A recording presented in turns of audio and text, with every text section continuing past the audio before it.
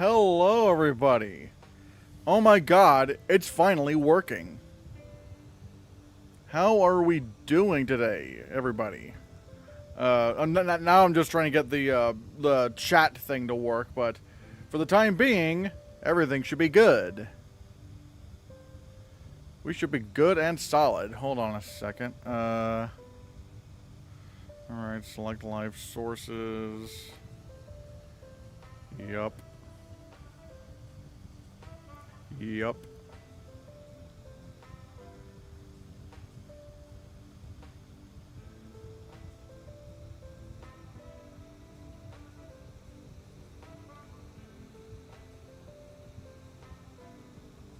Oh my god, and we got quite a few people here today. Oh my god. Hello, Christian. I'm watching on the treadmill. I'm running pretty fast. I'll try to chime in the chat as much as possible. I mean, don't fall. Also, for some hold on, let me try to see if I can pin this. Hold on, let me okay, this is weird.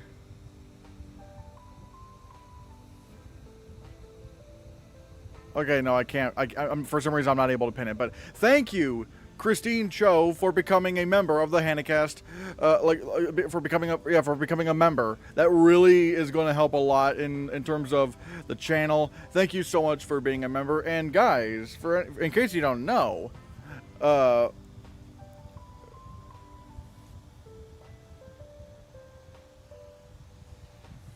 yeah, in case you guys don't know, you can become a member for $2 a month, where you get members-only emojis, badges, members-only videos, members-only shout-outs, and early access to Oscar predictions videos, and lots of other cool things. So yeah, but also, like I said, thank you so much. What in the world? Why is it not, like...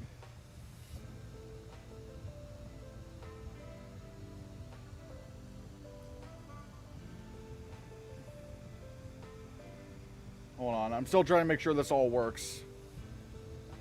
Wait, did you, oh, dang it. Okay. There we go. Did you see the Project Hail Mary trailer and Demon Slayer trailer? I did not really watch Demon Slayer because I'm not really as vested into that as some of the other ones. Wait, Watch Mojo is live. Oh, I don't like Watch Mojo. They're a bunch of hacks. But, yeah. And yeah, woohoo! Christine Cho is a member of the channel. But yeah, guys, we got a lot to talk about today. Now, I'm thinking about making this a full-on series of streams, like maybe not even just on Twitch or like I think maybe again if these do well, I could try to how do I explain? Like maybe I could try to like make Hannahcast movie talk a multi-day like multiple times a week, maybe if stuff like this goes well. Again, I'm still trying to make sure everything works right, but still, yeah. Give us a bye, Nora, bye. But yeah. I'll talk about the Odyssey poster. Is it real or not? And is a trailer Among Us? Wow. But in the next few days or weeks, I'm assuming it's real. Even though IMP Awards says doesn't have it listed. I mean, I don't know. It's kind of weird. Let's take a look, shall we? Honestly, yeah, we could really start off with the Odyssey poster. If this is a true... Oops, hold on. Yeah, if this is the true, first poster for the Odyssey... Oh, I'm excited. I love that. Defy the gods. Oh my god. And in case you don't know, Christopher Nolan is, my favorite director. The only film of his I didn't love, I didn't even really like all that much, was his first film, Following. But obviously that was the first film he ever did. So it's I'm not really that surprised. But after that, I mean, every film of his has just been a banger with, Memento. Even Insomnia I thought was fantastic. Batman Begins, The Prestige, The Dark Knight, Inception, the Dark Knight Rises, Interstellar, Dunkirk, Tenet. Even I would even say I love Tenet. I think Tenet is great. And then Oppenheimer, which is easily one of his best films.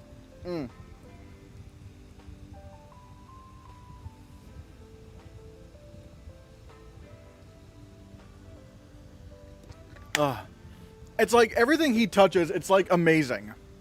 And I'm so excited for his take on the Odyssey. I mean, like, and apparently it's like the first film shot entirely with IMAX film cameras. Now, there have been some films that were filmed with IMAX cameras before, like, you know, the Avengers Infinity War and Endgame and the Dune movies, but those were digital cameras. This is IMAX film cameras. I wish I had an IMAX theater near me, because the Odyssey it's gonna look amazing, and I have no real doubts really that this could be like an Oscar contender. I mean, as long as it's not weird like Tenet, like as long as it's, you know, not like alienating for the audience, I feel like the Odyssey could still be like a Best Picture film, because Christopher Nolan is just that kind of in tune with what the audience wants, while at the same time keeping his vision. Oh my god! And the fact that apparently from what I've heard, the teaser for the Odyssey is going to be exclusively in movie theaters. Like, we're not going to see, like, it's not going to be released to the public for a good long while. And apparently it's going to start with a lot of movies this month, like with Jurassic World Dominion and hopefully Superman. But yeah, I'm really excited for the Odyssey, and I'm really excited for the poster. What are your thoughts? The excitement for the Odyssey is going to make me pop like a balloon. I would agree. I'm excited. Did you see Superman? No, I have not seen Superman. But I do. But I'm actually seeing Superman the Thursday that's coming out. Love Nolan, and the cast is stacked. I agree. The Odyssey should be able to get in Best Picture at the very least. Yeah, I have to, again, as long as it's not super weird, where it like confuses the audience, I think it should just get in. Because again, Christopher Nolan just knows how to wow the audience. So I'll have to watch The Prestige, Insomnia, and Following. Yeah, and like I said, Following is the one where I'm like, it's not that good in my opinion, but again, that's my hot take. A lot of people really love Following, actually, but you know, hold on. But still, like every one of his other films, I like honestly I'd give like a 10 to, because they're all amazing. The teaser for the Odyssey is said to be 50 seconds long. I mean, I'm not surprised considering they're currently filming it right now. But yeah. Wait, you've seen Superman? You've seen Superman right now. Oh my god. Tenet was fire. I don't know what you're talking about. Look, I said I love Tenet. I love Tenet. But sadly, like, that is a lot of people's, like, least favorite Christopher Nolan movie. So, like, yeah. Yeah, I'm very excited for the Odyssey. Same here. I would expect the Odyssey trailer to have its exclusive premiere during a Jurassic World Rebirth. I think that's what's initially going to happen, but again, from what I've heard, later on in the coming months, it's going to be attached to a lot of movies.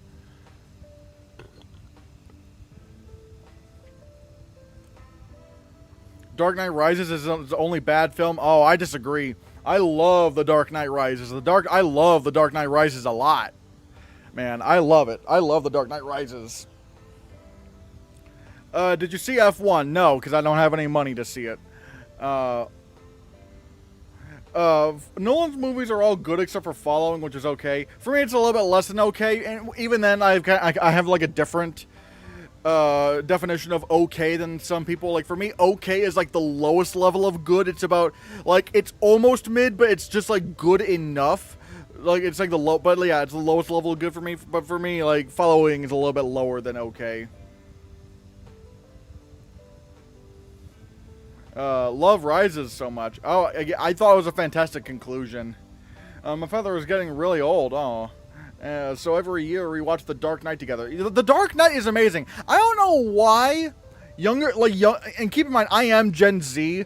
But, like, I don't know why people around my age are just not really high on the Dark Knight anymore. It's like, for some reason, people are just like younger generations are just like, eh.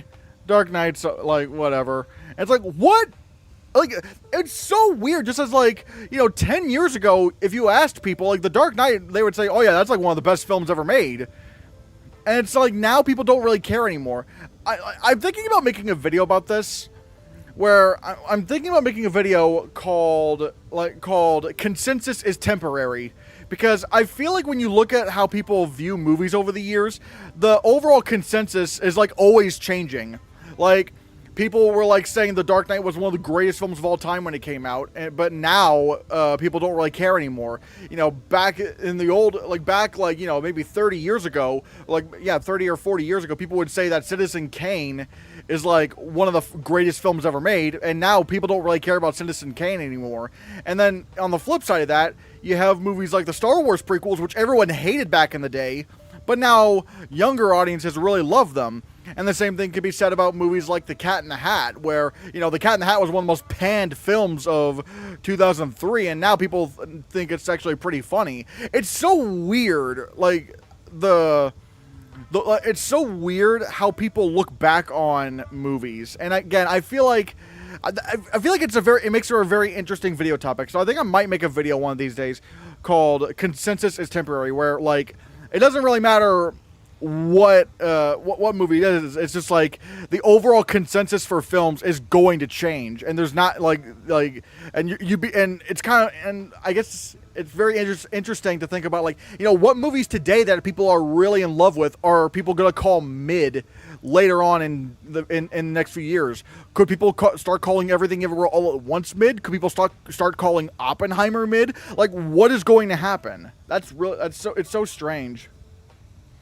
I really like The Dark Knight, but on my 2 watches, it's not the greatest film. See, it's kind of weird how things are going on.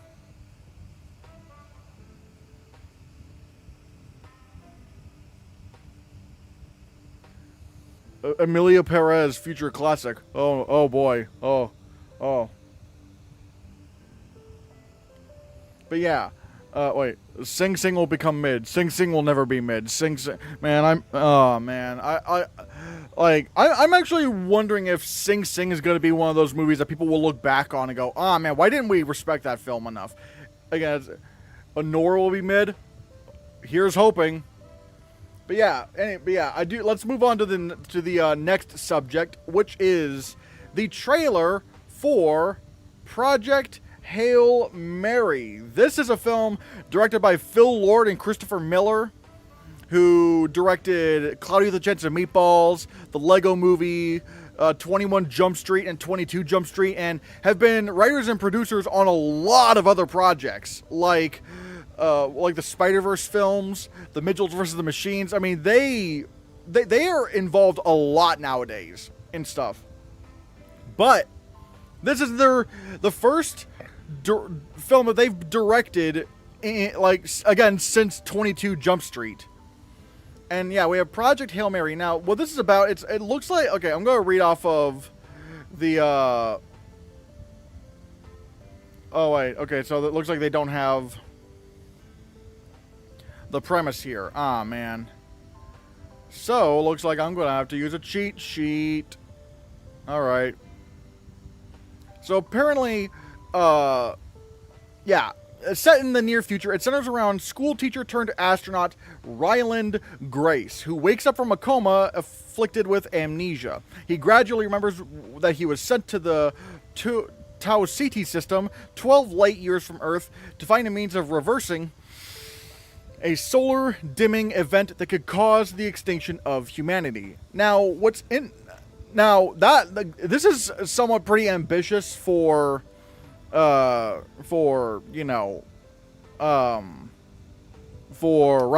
not Ryan Gosling, for Lord and Miller, because these guys are really known for doing like really wacky comedies, and it kind of looks like they're leaning a little bit more into the comedy than I thought. I thought it was going to be their turn to drama. It doesn't really seem to be that way. And admittedly, I'm not that wowed over the trailer. There's this whole thing where there's this whole scene where he's well, actually, wait, hold on, where is it? Yeah, there's this whole scene where he's like, yeah, so I met an alien, and he's kind of cool. And it's like, what? But, however, at the same time, even though I don't really think the trailer for this movie looks all that great, and it's kind of awkward, I'm going to give Lord Miller the benefit of the doubt, because, to be fair, their movies always sounded stupid from, like before they came out. You know, 21 Jump Street, I thought was, everyone thought was a bad idea. That turned out to be great. And then there was the Lego Movie. Everyone thought that would be a stupid idea. And then that turned out to be great. And then, obviously, there was 22 Jump Street. And again, stupid idea. It's like, real, okay, yeah, sure, the first one was great, but come on. Why are we doing a sequel to it? It just seems unnecessary. And then it's just as funny as the first. So I will give them the benefit of the doubt. Maybe this is just a bad trailer. Because I don't think it's a very good trailer, in my opinion. And it doesn't really give me a lot of Oscar confidence, but that's besides the point. But, again, Lord Miller, they are very trusted directors, and usually their movies just don't sound that great anyway. But, like, what's everyone's thoughts on the teaser for what is it called? Project Hail Mary. It's the Martian wait, why does this thing keep doing this? Oh. Hopefully it's explained better in the movie, or I just read the book, as to why Gosling is the only person that can save them. Yeah, I'm wondering why.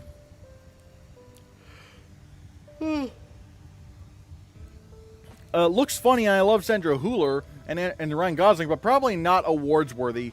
Again, we'll have to see. Again, with Lord Miller, it's hard to tell because their trailers are usually not that great to begin with. Project Hail Mary could be way better than The Martian. I don't know about that. I mean, that's a tall order. And maybe Interstellar, which is definitely a GOAT film. I don't know if it's going to be better than The Martian and Interstellar, because I really love The Martian and Interstellar. Or I put those movies on a high pedestal. But I do think this will be good. Project Hail Mary is releasing at the wrong time. Make me happy and release it in the summer. Either that or the fall or something. It's just weird. That's also another thing. The fact that they did double down and go, no, this is releasing in March. It makes me think that this is probably going to be like Mickey 17 or something like that, but I don't know. Thoughts on Ryan Gosling doing more blockbusters and comedies over past dark characters and dramas? Well, I think that's actually a choice that he made, because he says that he doesn't like the mental places he has to go to give those kind of performances, so he is choosing these more lighthearted projects, which, hey, I mean, especially if it's for his own mental health, I can't really blame him. I mean, he's a great actor regardless, but hey, if he feels he's more comfortable in these lighter roles, hey, let him do so. He's more than earned it at this point.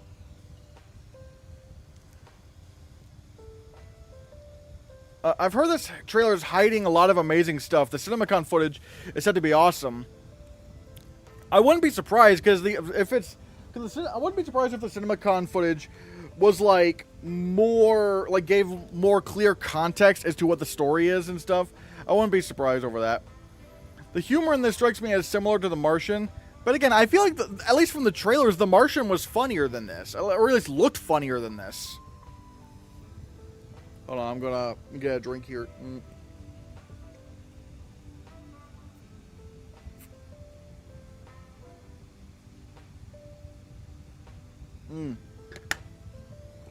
But yeah, this is a very strange film. This does look to be a very strange film, to be honest. I would expect this film to be around 2 hours and 40 to 50 minutes, somewhere around 3 hours. I don't know about that. I mean, especially if it's more of a lighthearted film like this. I don't think it's going to be that long of a film. I don't know. Project Hail Mary, I think going for comedy is a bad choice. I mean, hey, again, I can't say so. I can't say that because, again, I have to trust Lord Miller. They are really, really good directors. Again, I'm willing to believe that that in the movie, it all works out. In terms of the comedy and stuff. It's just in the trailer, I think, again, I just think it's a poor trailer.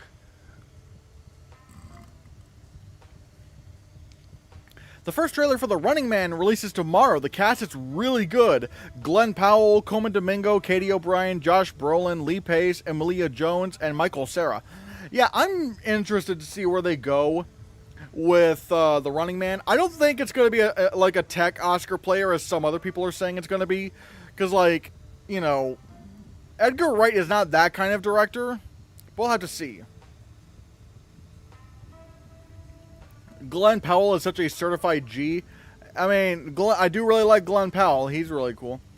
I mean, yeah, I know it's from the same novelist as The Martian and the same screenwriter, but I'm not gonna. I don't think it's gonna have. I don't think. I mean, like, but you know what I mean. It's like it doesn't feel the same as The Martian. Coleman Domingo for The Running Man, Coleman Domingo for Michael. I mean, yeah, I'm more excited for The Running Man than Michael because I just don't really trust Antoine Fuqua as a director. And also, I do want to let you guys know, also regarding memberships, there actually is an option to gift memberships in chat. Like all you have to do is look at the look at your part of the chat, and you see like a little dollar sign, and you can actually gift memberships. I think you should be able to gift memberships, right? What the? Wait, is there not an option? Unless there's like options on your end, because that'll be weird.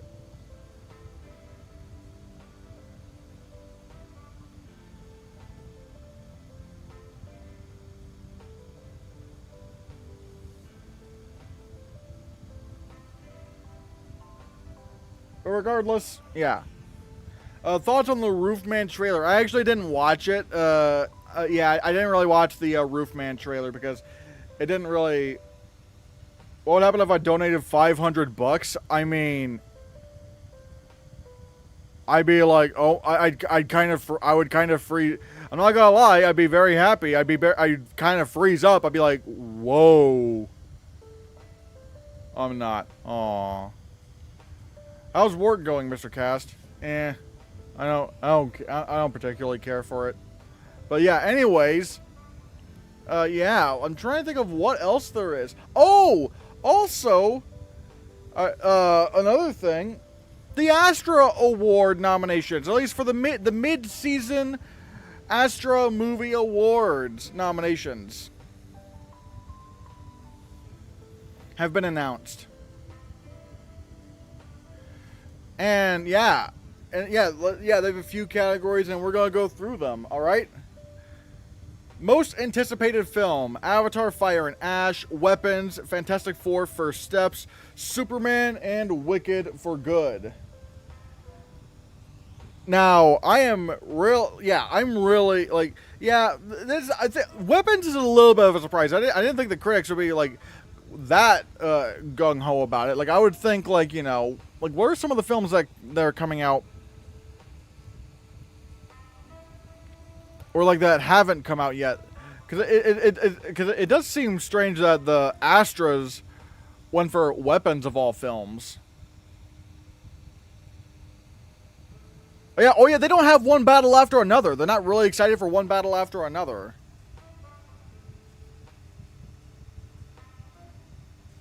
But yeah, I'm hoping Superman wins. Superman, baby! Which is not. Wait, I just realized Superman's literally going to be coming out next week. Superman's coming out next week. Are they going to, like, are they going to, like, what are they going to do about this? Like, yeah, what are they going to do? Best indie film, all right? A Nice Indian Boy. Jane Austen Wrecked My Life, Bob Trevino Likes It, Dangerous Animals, and My Dead Friend Zoe. Alright. Alright.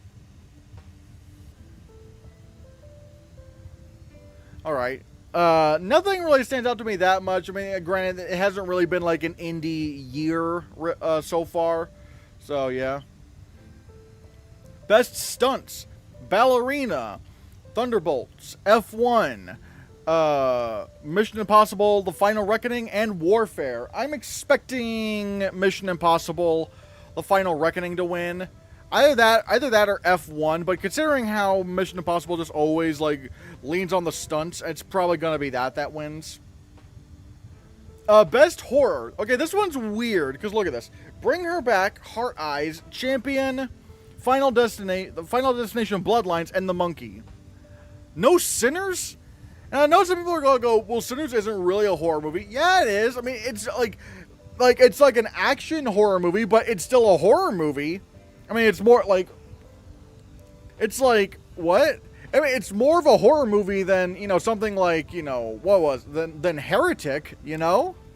Like, why, like, I don't understand why Sinners isn't on here. That doesn't really make a lot of sense.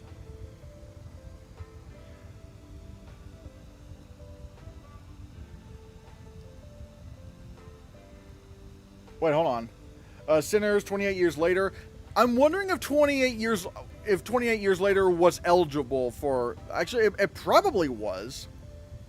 I don't think they think of Sinners as a horror film or think it's too above a best horror category. Then I think it's just kind of... Then I think it's just kind of stupid. It's just like, well, I mean... What, like, if they think if it's above one of these categories, why do you have the category to begin with? Because clearly, if that's the case, then clearly they don't think these movies are that amazing. Because, like, Sinners, like, it's most certainly a horror movie. I mean, maybe it's not, like, you know, maybe it's not gonna scare you as much, but it most certainly has the tropes of horror. Again, it's just dumb. Best screenplay. They don't have adapted or original, so it's just best screenplay. Materialists. The Ballad of Willis Island.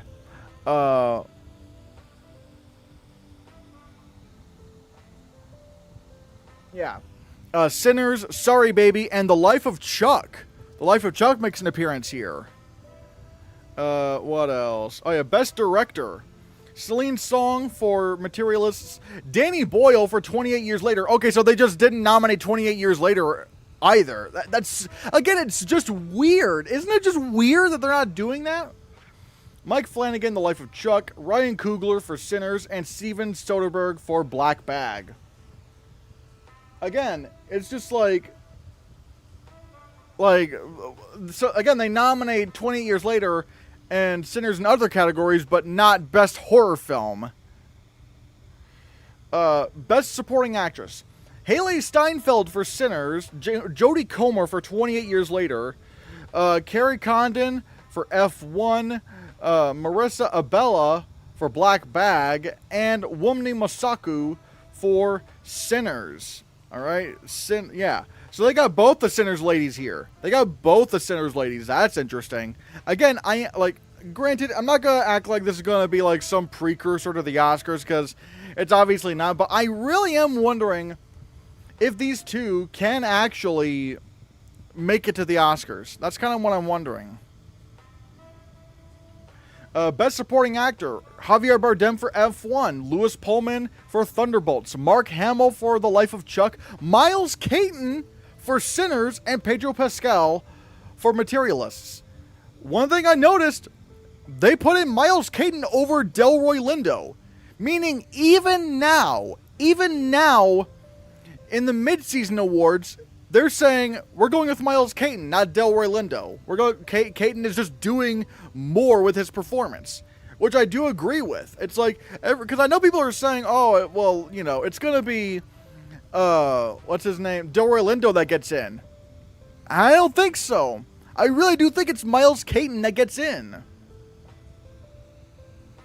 So that's interesting.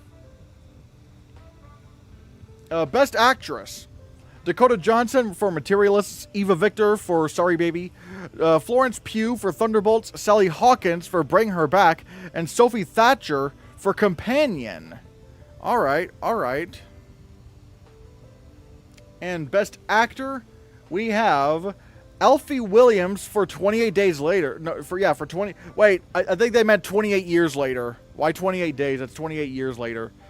Brad Pitt for F1, Chris Evans for Materialists, Michael B. Jordan for Sinners, and Robert Pattinson for Mickey 17. All right, this makes sense. And now, Best Picture. for the Astra mid-season nominees. 28 years later, again, it's in Best Picture, but not Best Horror Film. Black Bag, F1, Materialists, Mission Impossible: The Final Reckoning, Sinners, The Life of Chuck, Sorry Baby, Thunderbolts, and Warfare. Again, fascinating. I'm trying to think of what didn't get in. I guess, what Mickey 17 didn't get in, which I think just kind of proves it's just like a non-starter. I'm going to look at Award Expert. No Phoenician scheme anywhere in sight. No, people do not care about the Phoenician scheme.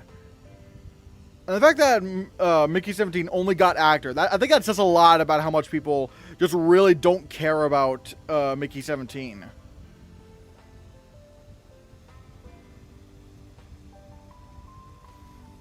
What is it? I agree. It's got blood and vampires. It's horror. Do they have it somewhere else? Oh, well, yeah. A good chunk of 28 years later isn't that much of a horror thing, but it's still got horror elements. It's horror enough, I'm assuming. I was going to say my favorite was Delroy Lindo. I mean, personally, my favorite of the cast was Miles Caton. I feel like he just did more than Delroy Lindo. Again, it makes sense to me that he's getting nominated over Delroy Lindo. And again, I feel like even like the fact that Delroy Lindo couldn't even get in now, I think does say a lot about how the industry is going to look at Sinners. It's like they just might not care about Delroy Lindo all that much. If both Caton, it's not Canton, it's Caton. If both Caton and Delroy Lindo are things, I could see it being a Defoe Ruffalo Poor Thing situation, but I don't know. Because again, the fact that Delroy Lindo didn't get in now is very telling to me. I haven't seen 20 years later, but all those noms make me want to see it. Yeah. Do we know when the Astra winners are announced? I don't know, actually.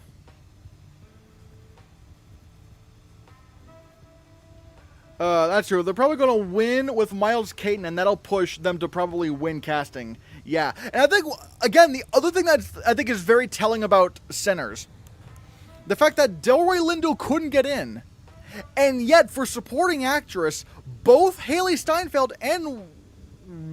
Hold on. Let me make sure I get her name right. The fact that both Haley Steinfeld and Wunmi Mosaku got in, I think that, like, the fact that they got into their categories, and yet Delroy Lindo couldn't, I think does speak miles about how, again, I think people are really only predicting, Delroy Lindo because, yeah, he was very good in Da 5 Bloods and got snubbed, but the Oscars didn't really care about Da 5 Bloods to begin with. I could see Pattinson getting a Best Actor Comedy Globe nom and a Tech Guild or two, but it definitely won't be a thing, yeah. I think on its best day at the Oscars, maybe Mickey 17 could get a production design nomination. I think and even that's a little unlikely, but then again, who knows? We have been thrown surprises before. But I think it's either going to be production design or bust, because I don't even think it's going to get in visual effects.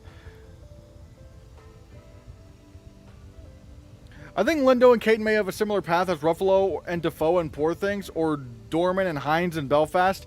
I don't even think it's going to be that. I feel like even then, I don't think it's going to be like a clean path for any of them. Like, I don't think neither of the two are going to get all the nominations everywhere.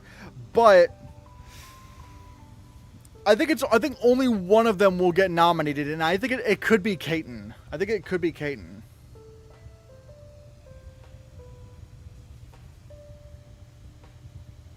Pattinson is more likely to get a supporting actor nomination for Die My Love.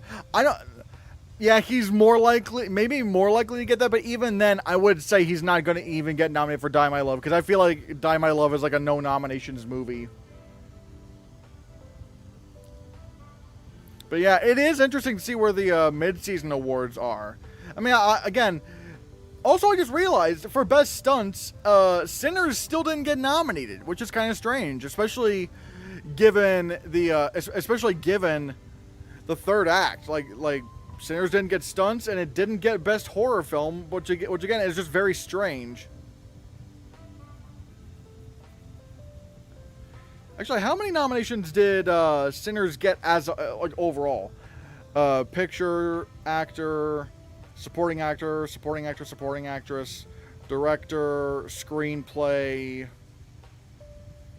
Yeah, it got 7 nominations. And again, it could have gotten 8 if it got horror film, but still, 7 nominations is pretty damn good for that film.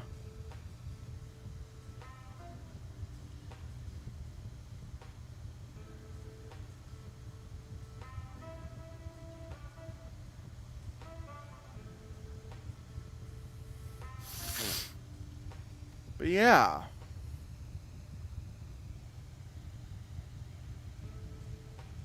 Trying to think. Where, whoa.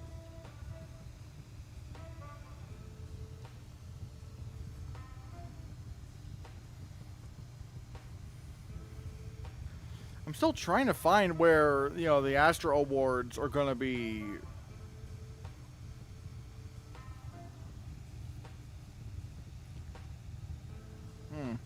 I can't find anywhere where it says, you know, when the Astras will actually be.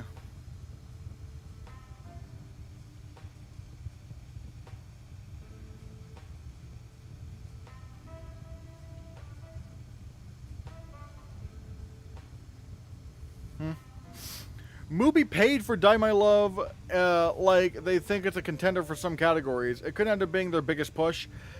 I mean, yeah, but I don't know. It's like I'm not gonna assume Mubi can get every movie. Like, yeah, they got really lucky with The Substance. But I'm not gonna automatically assume that they're like a magic studio that can get everything in. It's like they did The Substance, but also that had like a lot of like big passion behind it. But Die My Love, it just feels like it's too weird for the audience. It's just too alienating. Wait, Mickey 17 will be comedy at the Globes? I mean, it's not confirmed, obviously, but that's the most likely push. I mean, why would they, like, if you're a studio, why would you not put it in for the comedy picture, for the comedy musical picture Golden Globe categories? Like, that to me just makes way more sense than, like, if it went to drama.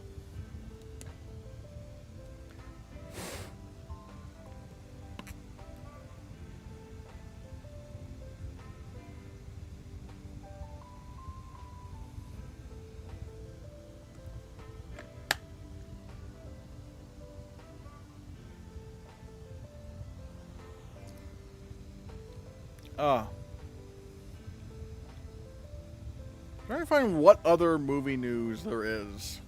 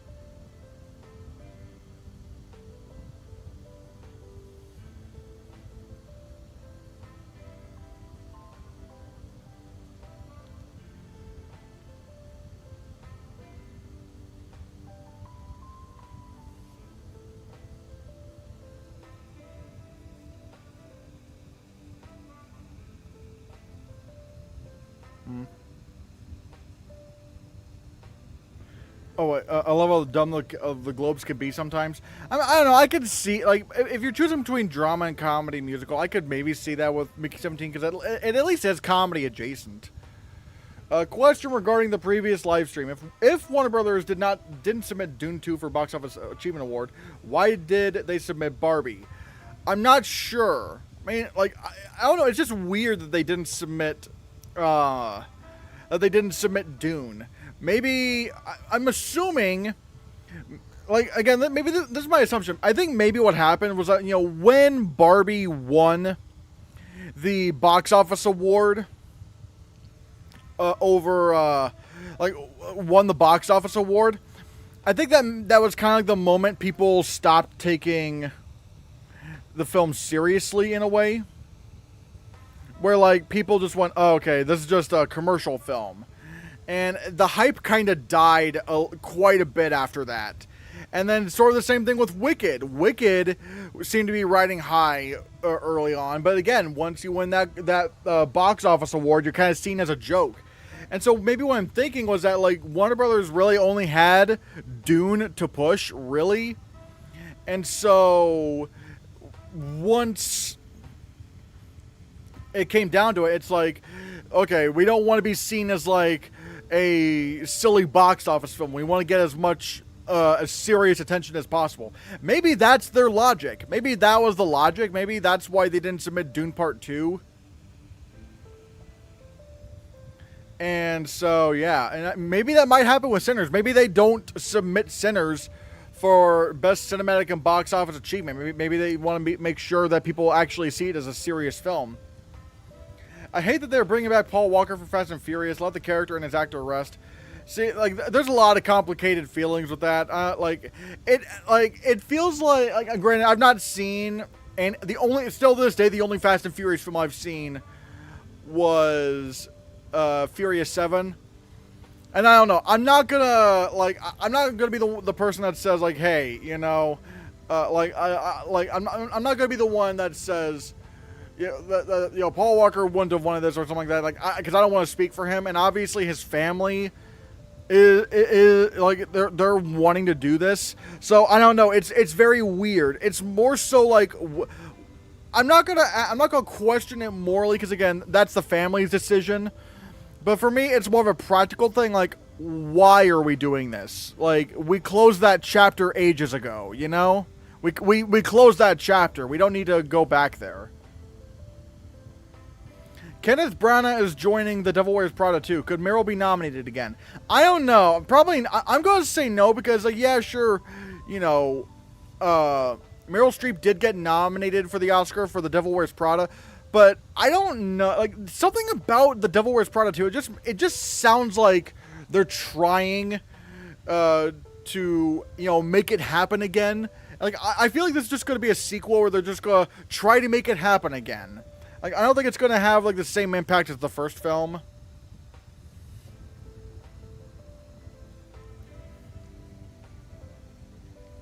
But, yeah.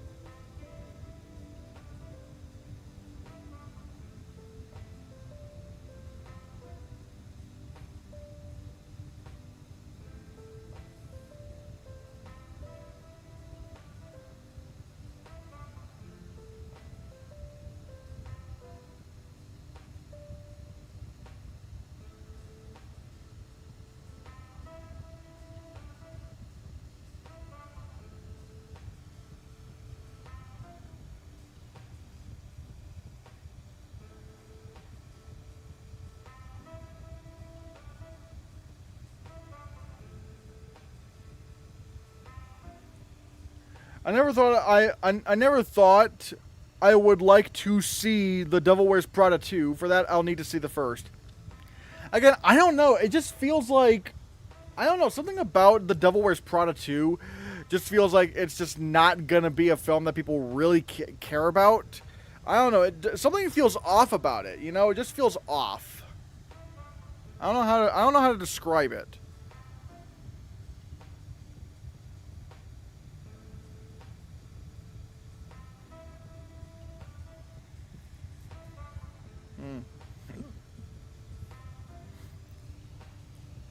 Can we talk about the bad reviews for the Jurassic World Rebirth? People I followed do not like the movie. Yeah. Oh god. Let's take a look, shall we? Alright, well, hey, you know what? Hold on. it did go up. Like now, Jurassic World Rebirth is at 58%.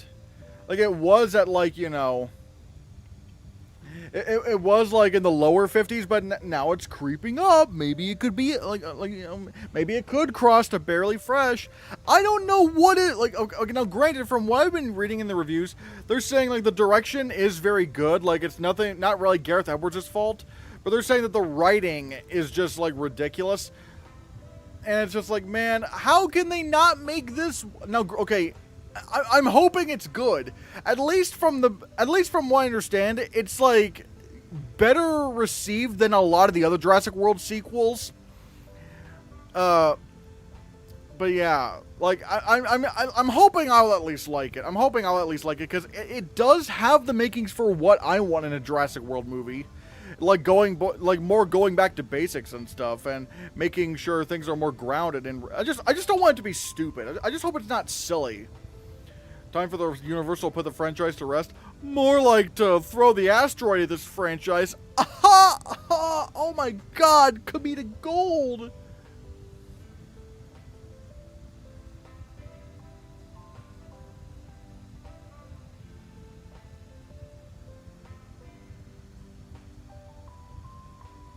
But yeah.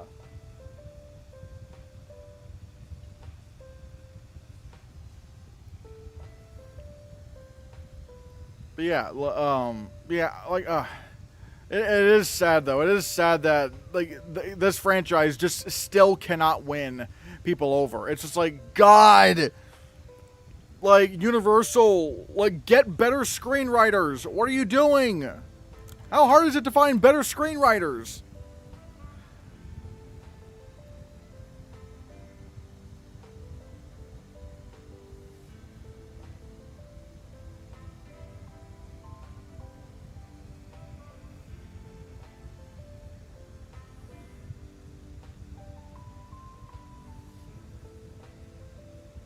Oh.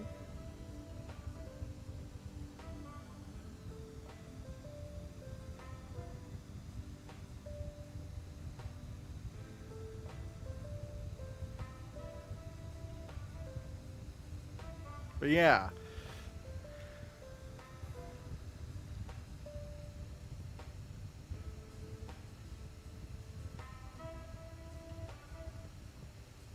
Like, anyone have any thoughts?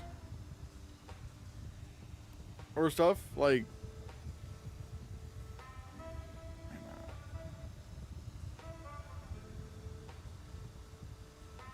try to find what else is around.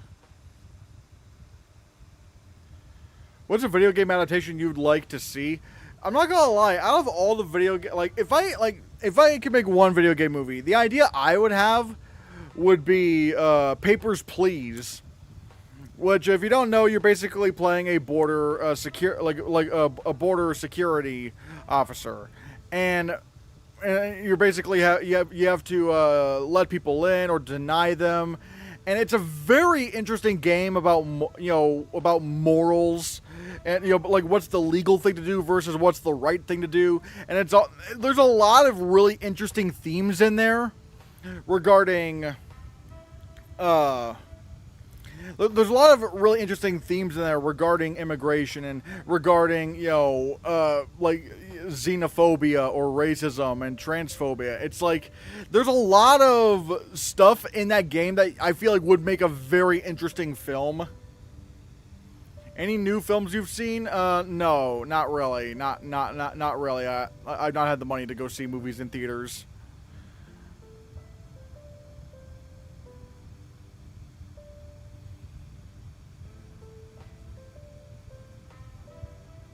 That'd be really relevant for the time we live in. Am I right? Yeah, Papers, Please would be so dope. Yeah, I'm telling you, Papers, Please would be a really cool movie. Would be like a really interesting film to adapt. I can already see like even someone like Edward Berger directing it. Like, oh my god. Like, just imagining the cinematography in that and the art direction. Oh my god, please.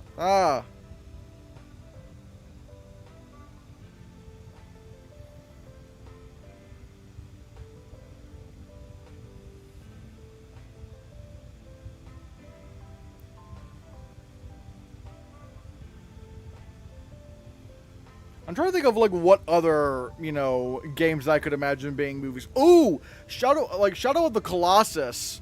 Now, granted, that is difficult because, like, the whole point of Shadow of the Colossus is that you, the player, are taking down these big monsters. But if you're watching it in a movie and you're not really controlling anything, it's like, I feel like you have to add a lot more story in there, and that's going to be a little bit difficult. It'd be a bit difficult to adapt Shadow of the Colossus into a movie, considering it's not really that rich in, or at the very least, it's not like it's not a story-based game per se. It's really more of the experience. Also, another game I think would be a really cool film. Resident Evil Biohazard, Resident Evil 7. Because, like, for some reason, they've just not been able to make these Resident Evil movies work. And I think one of the main issues is that they keep going for the over-the-top action route with these movies. When really, I feel like it'd be a lot better if they, like, stuck to, like, more closed-off horror.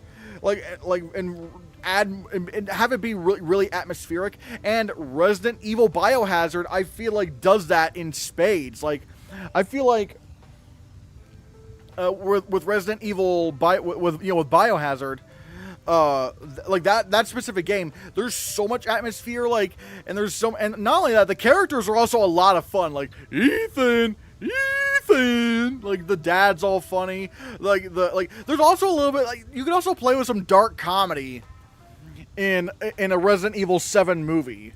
I just feel like there's a lot you could do there, and I actually really like that idea. I like the idea of making Resident Evil 7 into a film. I think, yeah. I'm trying to think of what else. I mean, there's also some more, like, indie games that I would love to see turn into movies. Well, I mean, for one, they're already making Bendy and the Ink Machine into a movie, which I'm really excited for. I want to see how that can work. Like, I'm hoping it can be like, Who Framed Roger Rabbit, but as a horror film. But yeah. You could also maybe do like Red Dead Redemption 2. Because again, but that's also a game where there is a lot of story in there. Aside from the mixed reviews, are you looking forward to Eddington? No, because the thing is with the mixed reviews, what they're saying about the film is exactly what I was worried about. It's taking much more of like a centrist approach to the whole thing in a way that's like very annoying from what I've heard. Like the same way that like South Park is like very centrist these days. And it's like, okay, like it's like they don't really care about the issue or the issues being discussed. It's like they just want to offend the least amount of people imaginable. So it's like, oh, well, we can see things from both sides and how both sides are stupid. It's like, I'm not interested. Hey, Hannahcast, how have you been? I'm doing okay, Paul Borkerding. How are you? I could see a GTA film happen, even if the games are sort of a movie itself. Again, that's another weird thing, because like with Grand Theft Auto, again, I feel like you'd need to add a lot more story to them, because let's face it, like you played GTA to cause a bunch of mayhem, but if that was just the movie, it would be a bunch of nonsense going on. So I feel like you would need to change a lot of things and make the story a lot more streamlined and more the focus. But yeah. Just got back from watching F1. Not that it's a big contender or anything, just sharing my disappointment. I'm sorry to hear about that. But F1 will be this year's Best Picture winner. I mean, if you were to ask AJ, or I don't know if it was AJ or if it was Easty VR, one of those two is like all up on F1. Mubi is definitely going to push Die My Love, so those thinking they won't should stop. And besides, I'm pretty sure they saw the movie before paying, so they definitely believe in it. No, I could see why it would not be an awards thing. Again, look at the reviews. They're not that amazing, and even like the audience scores are like they're not that overwhelming. It's like the thing that people seem to be a bit distant from the film, and I feel like that's just going to translate to the Oscars in terms of like, well, people aren't really enthusiastic about it, or at the very least they're like very confused, and the Oscars are basically like the sort of like in between of critics and audiences, and they lean more towards audiences a little bit. And so I don't think Die My Love is going to, and plus again, we can't say Mubi is like an undeniable Oscar, studio just because they did The Substance last year, which, keep in mind, audiences did really love The Substance. They were all over up in that film. But before then, Mubi hadn't really done anything up to that point that was close to getting in. So, like, yeah, Die My Love is being done by Mubi that did, but I don't think that's gonna, I don't think we should say Die My Love is happening just because Mubi is doing it. Rockstar didn't want a GTA film. I can't remember correctly why, but they just don't. Yeah, I'm not surprised. Again, it's just, I guess it's probably because, like, the games make enough money as is, so it's like, yeah. How long do you plan on streaming? I'm off to eat dinner. Maybe you'll still be on when I'm back. I'm not sure. Maybe, like, I don't know. I do want to try to see if we can hit the $100 threshold tonight in terms of either super chats. Because I currently, well, I guess right now we'd be closer to around $86. But if we can hit that $100, goal today for YouTube, then that means I can get that money next month. So that's what I'm basically trying to do. Like, if anyone is able to, like, gift, memberships or super chat something or something like that, like, especially with the gift memberships, when you gift memberships, that means, what that means is, like, you're just able to gift memberships to other people, even if it's, like, random. So it's like, yeah, that's gonna be like that. That's a lot. I don't know. That's just really cool in my opinion. Hold on, I gotta make sure this thing is working right.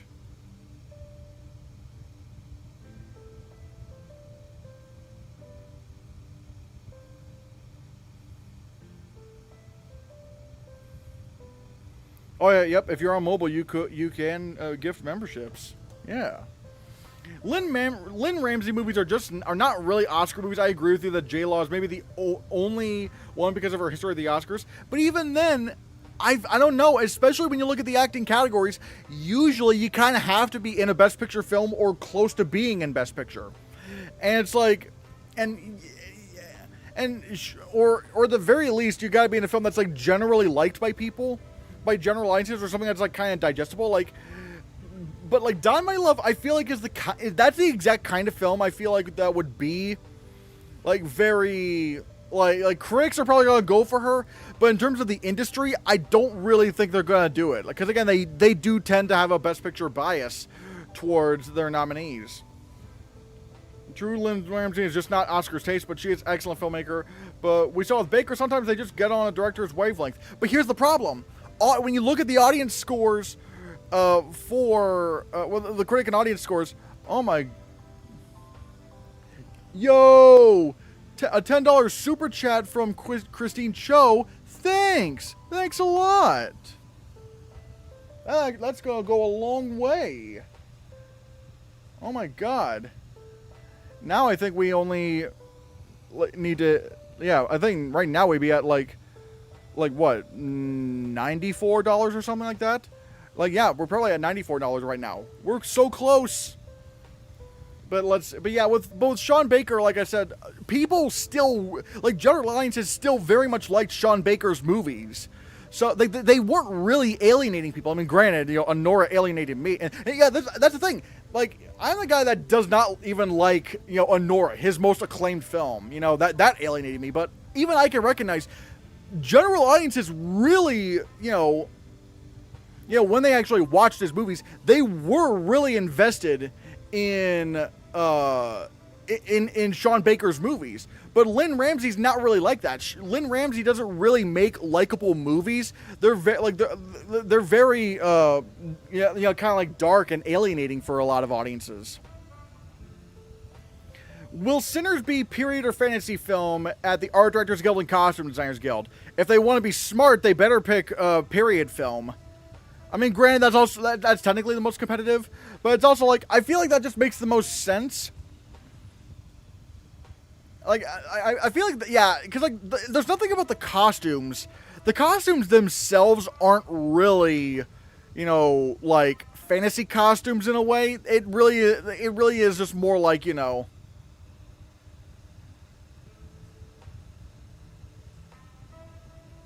Yeah, like, it really is just more like, you know, like, classic Western costumes and stuff.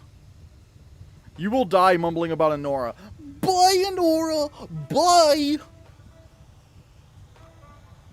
I mean, what can I say? What can I say? I don't like Honora.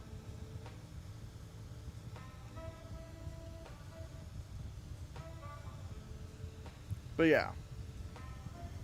But yeah. What was I about to say? Oh yeah, I could also pull up a ward expert. Oh, yeah, I could probably just also do that. Yeah. Let's pull up a ward expert, everybody. Actually, I'm gonna... Uh-oh. Uh-oh. Uh-oh. Uh-oh. Wrong one.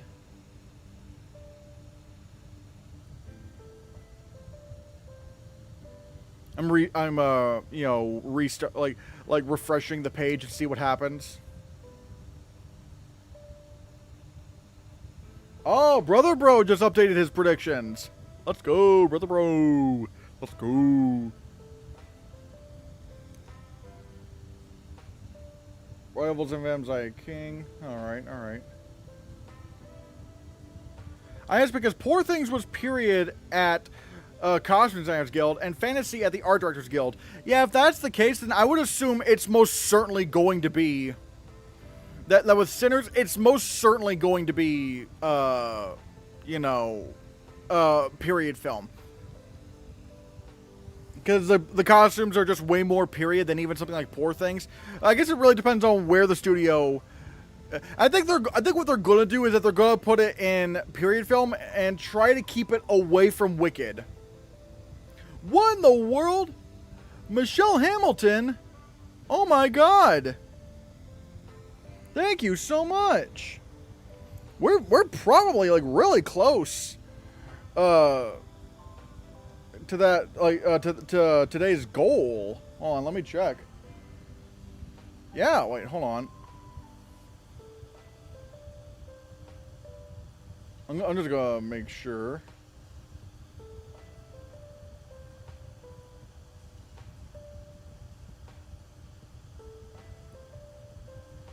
Yep, we've crossed the threshold!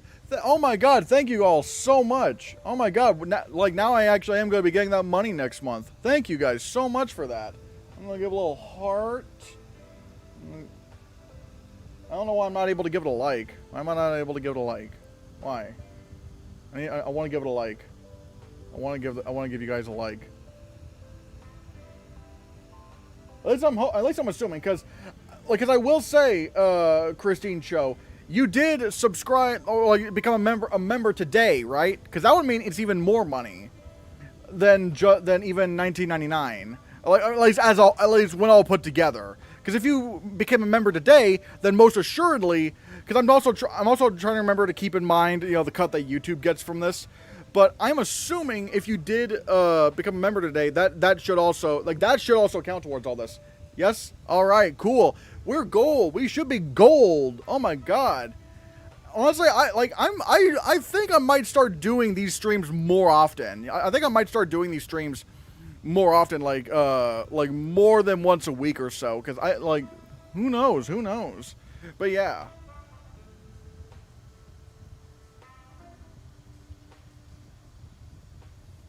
But so, thank you guys so much for all the help. Since F1 is making bank, do we see any Oscar chances in sound cinematography? I don't think so. The reason why I don't think so, again, is because it's not in Best Picture. I mean, now granted, okay, I will say I do think a sound nomination is happening. I mean, I never doubted that, or at the very least, I think a sound nomination is definitely going to come its way. But I still don't see cinematography because it's so far away from Best Picture. And keep in mind, Top Gun Maverick could not get into cinematography, and that was in Best Picture. So that's my issue. My issue there is, I just don't really think, F1 is going to make best cinematography, if even Top Gun Maverick couldn't do it. And that's an even more technically, like, crafted film in terms of the cinematography. So yeah, like, I don't know. I'm going to say no. I want to stick to mostly Best Picture films, or films that could be either films that are really showy in the cinematography, or like, traditionally showy, or films that are in Best Picture. Which, granted, it is kind of hard to find because, like, there's not a lot of options. So I am really wondering what could happen.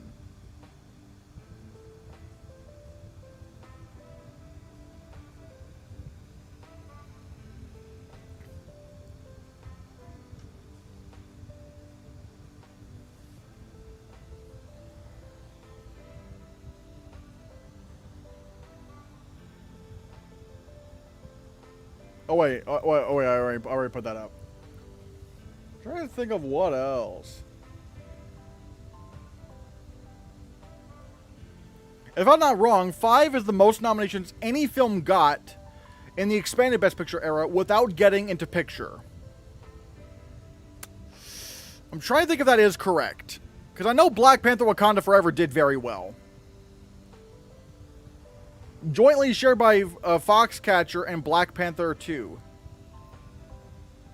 Maybe. I'm trying to remember. I don't know. I'm trying to think of what other films that did not get into Best Picture also got a lot of nominations. You could be right. And ironically enough, I do feel like if there were 10 nominees for Best Picture, Foxcatcher would have gotten in. What? Hold on. Okay, nah. Okay, looks like everything's fine. At least on the stream end of things.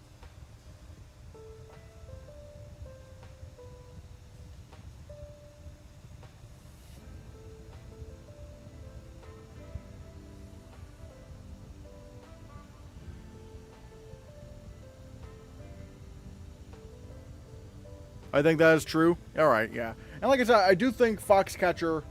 Actually, that's a fun. And here's a little fun thing on my award expert. On Award Expert, I actually have a list of if there were 10 Best Picture nominees, where I go back in years before 10 Oscar nominees for Best Picture, and look through and basically try to guess what the other two Best Picture.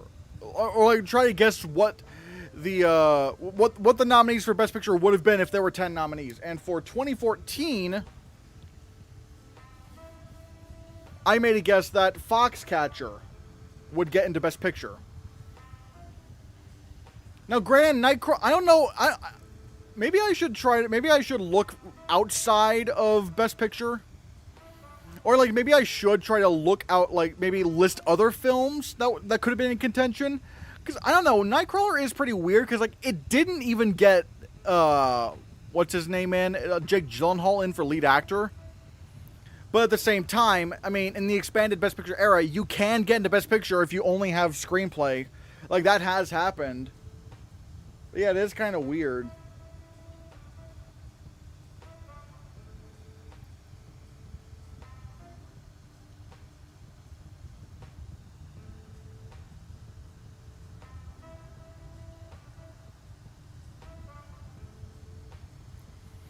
What about the opposite? What if Sentimental Value gets picture and not that many other noms, definitely acting and screenwriting and maybe directing, but nothing else?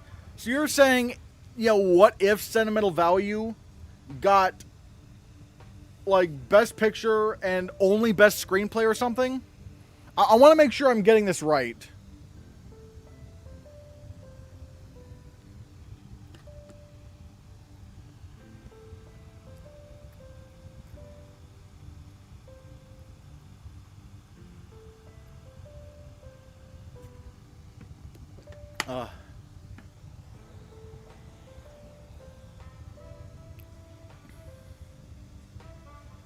And some acting noms. Yeah, that'd be... I mean, like, it is weird, because, like, Sentimental Value I do have predicted for... Wait.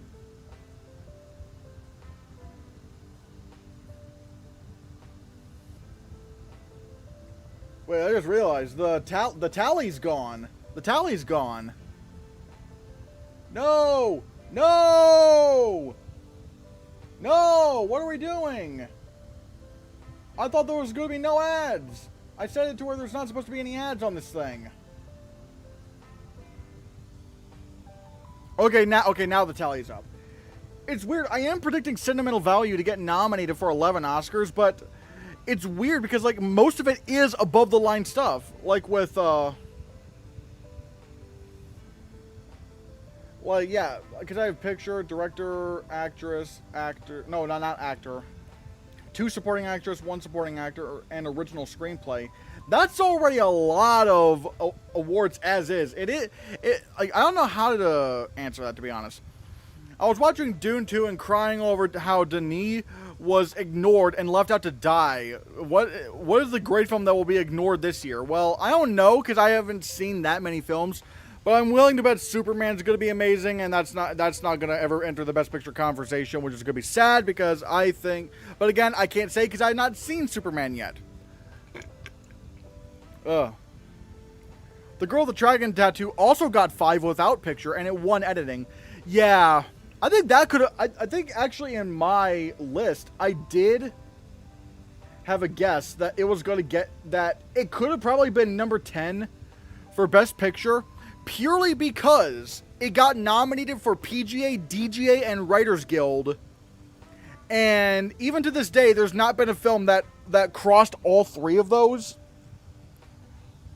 And or at the very least, it's like, you know, it's extremely rare to not get Best Picture when you've gotten all 3 of those. So I feel like Girl with Dragon Tattoo probably could have gotten into Best Picture.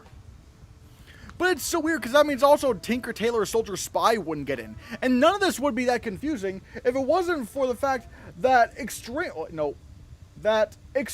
Loud and Incredibly Close got in. And that was like one of the most what the F, Best Picture nominees ever. Because, like, if it wasn't for Extremely Loud and Incredibly Close, then, like, you probably could have predicted, like, we probably could have said that it would have been The Girl with the Dragon Tattoo and Tinker Tailor Soldier Spy. Oh, yeah, and Skyfall. Yeah, Skyfall also.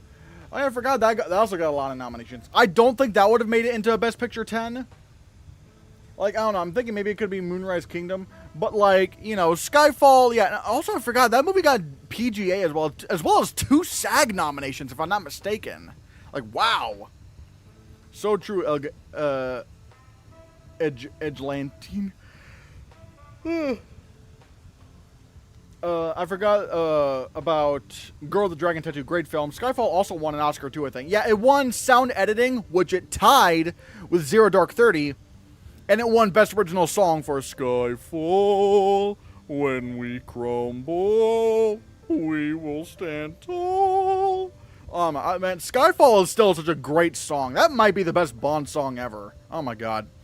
Oh, and Interstellar. Yeah, Interstellar is also an interesting. Yeah, because it got like score, visual effects, sound editing, sound mixing, and production design. Yeah, that got 5 nominations. I don't think that would have made it into the Best Picture 10 if there were 10 nominees. But I will say, I have a theory that maybe if it came out earlier in the year, then maybe it could have gotten in, you know?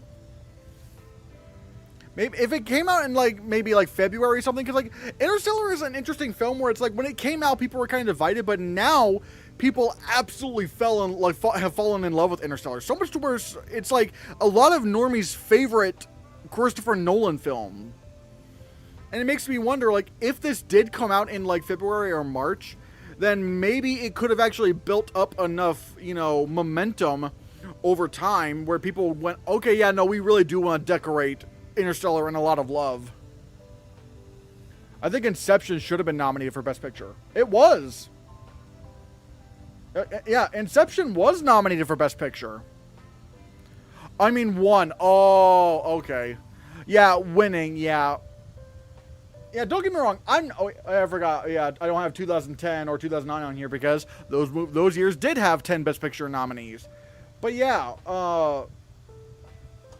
I do think, yeah, Inception would have been my pick to win Best Picture. Granted, I've not seen all the nominees, but I do love both The Social Network and The King's Speech. I will say that I am a King's Speech fan. I do really love The King's Speech a lot. And I also really love The Social Network. That movie's also fantastic. But I would have gone with Inception over those two, because I feel like Inception, again, it is the movie that just grabbed me the most. And Christopher Nolan is just that kind of filmmaker for me. Even though it's just really atrocious that at the Oscars, not only did they not nominate Christopher Nolan for director, but the movie didn't get nominated for editing. What in the world is that? Like, why? Why would you not nominate Inception for editing? Oh, hello, Fraser Poorman. Hello. But yeah, Inception not getting nominated for editing is absolutely disgusting. It's like, come on, man.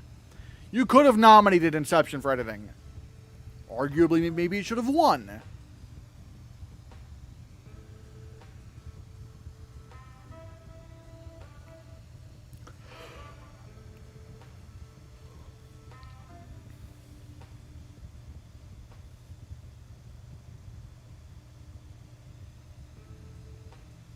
It changed my life and my brain. Yes, that's crazy, that hallway scene. Oh, yeah, like, Inception is a really crazy film. Admittedly, like, it's not too insane. Like, it's not like...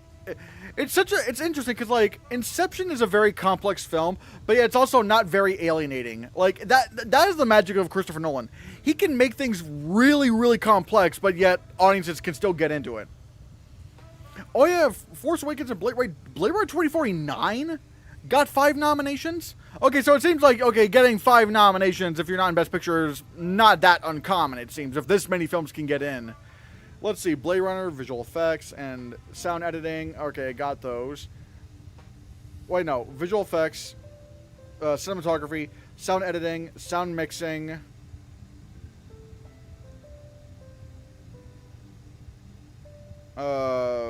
production design. Oh yeah, but I'm starting to notice that with a lot of these films, like that was when they had, you know, the split sound categories, which made it easier to do, which made it easier to get 5 nominations if you're not a Best Picture film. And same thing with Force Awakens. Force Awakens got visual effects, sound editing, sound mixing, score, and film editing. I'm not gonna lie, Force Awakens should have been nominated for a lot more Oscars than that. Like, even just in terms of text, like, it didn't get costume design or production design, or even cinematography. It's like, why? That movie looked beautiful. I was obsessed with The Girl with the Dragon Tattoo at this time. I was hoping so hard it would at least win editing. Yeah, I wasn't really too into movies back then, even though I did watch the Oscars. But, like... yeah, like I think if there were 10 Best Picture nominees, The Girl with the Dragon Tattoo would have gotten in.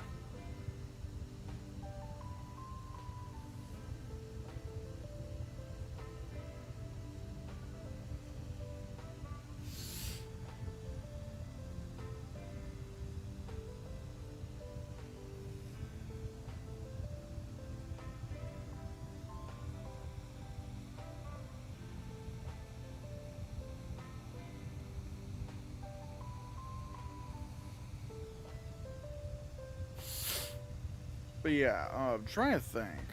Actually, let me look on Twitter, see what's up there.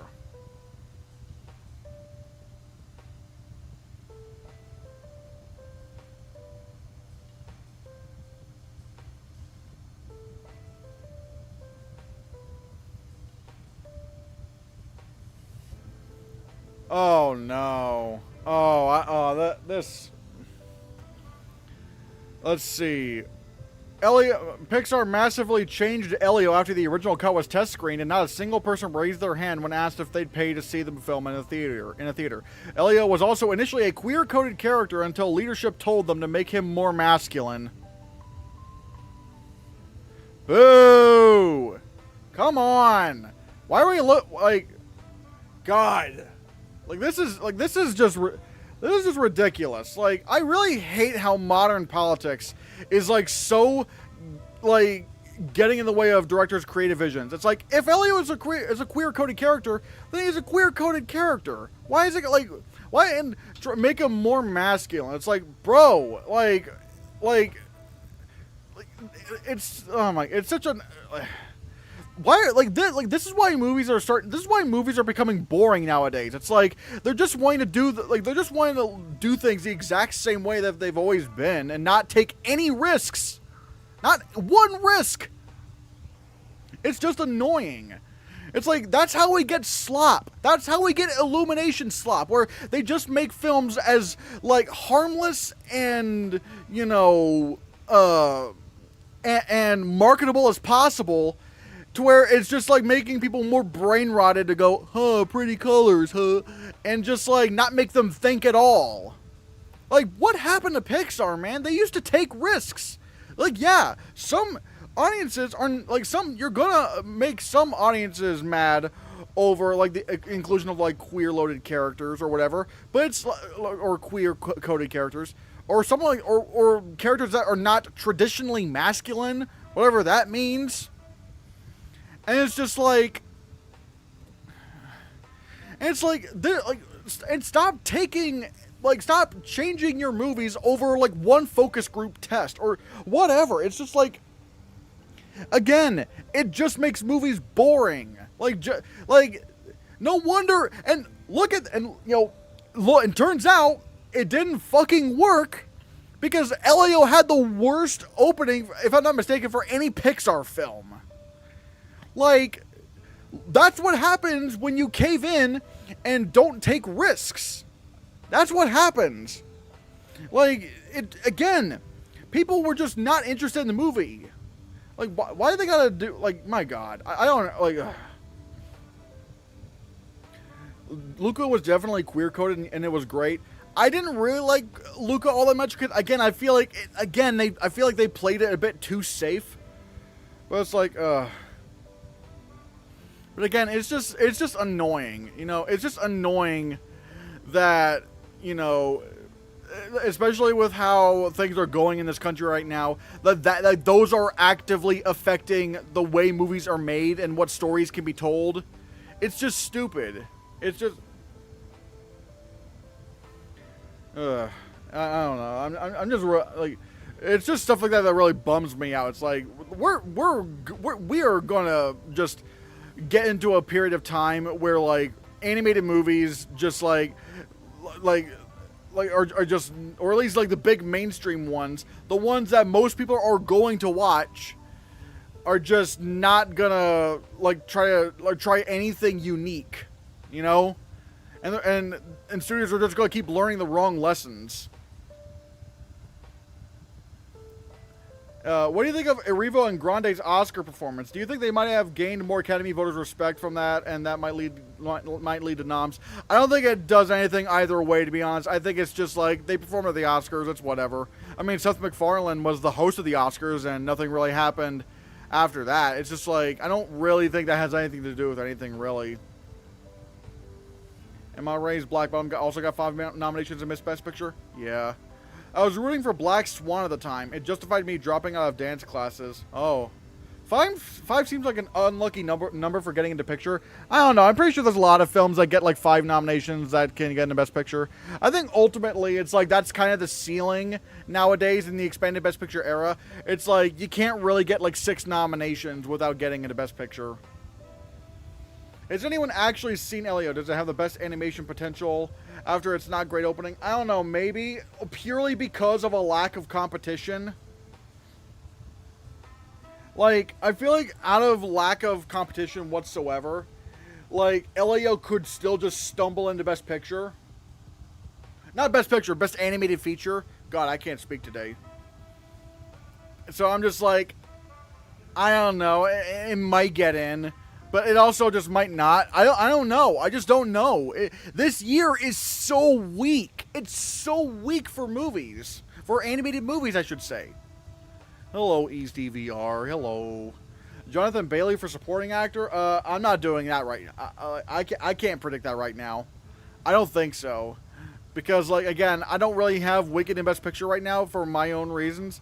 because I've just heard too many like conflicting things about the second act of Wicked, and I'm not like it's raising too many red flags for me, to be honest. It's raising too many red flags.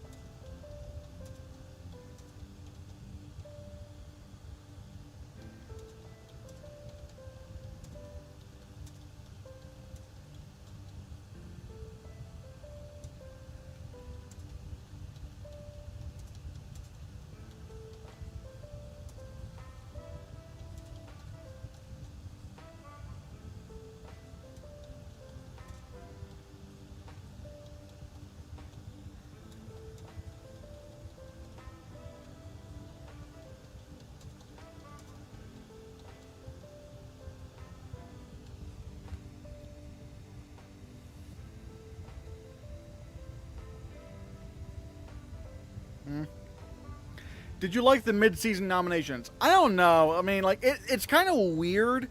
Again, it's weird that Sinners and 28 Days Later did not get into Best Horror Film. It's very weird to me.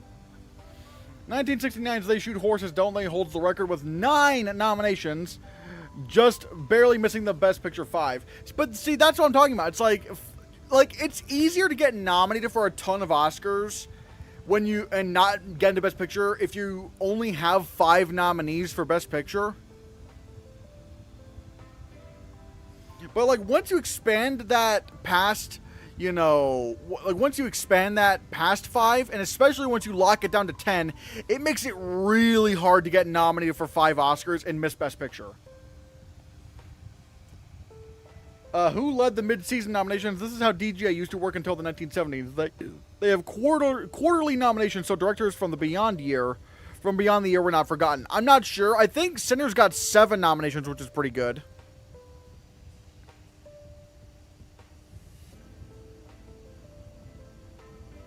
Who are you predicting the Astros will decide to win for the upcoming film awards? I'm not sure, to be honest.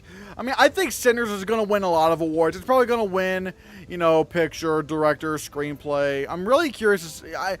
I will say I am kind of wondering if it can win some of those big categories, like if it could take picture, director, and screenplay. Because wowee, but we'll have to see. They should get rid of the most anticipated category. I mean, it's a mid-season award ceremony. I don't think it really matters regardless. I think everybody knows like what it is. It's just like, all right, yeah, we're just kind of doing it, but it's like I don't think it really matters either way.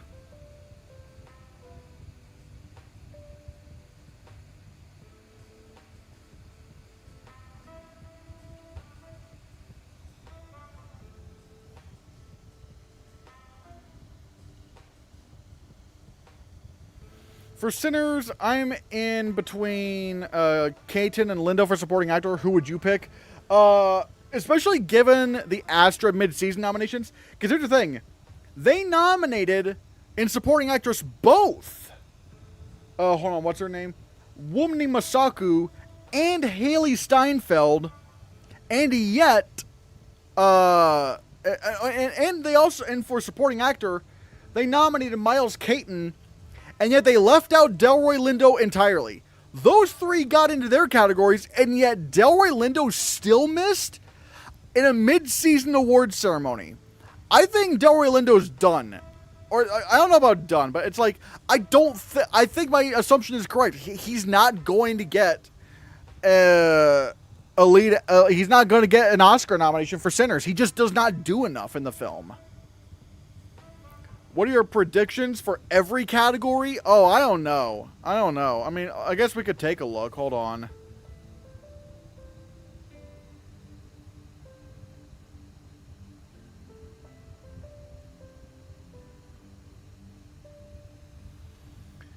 I guess we could take a look at this. Hold on. For most anticipated film, I'm going to assume it's going to be a Best Picture film. I'm thinking it might be Wicked for Good that they're going to do, or Avatar. I think it's going to be Avatar or Wicked. I'm probably going to go with maybe Wicked for Good, because the Astras maybe it would be Wicked for Good, because the Astras really loved Wicked last year. Like, oh my god, they loved Wicked. Best indie film, I'm not sure. I have not heard of a lot of these movies. I'm just going to assume Dangerous Animals wins. Best stunts, I'm probably going to go with Mission Impossible: The Final Reckoning, although maybe they're really high off of F1, so maybe that could happen.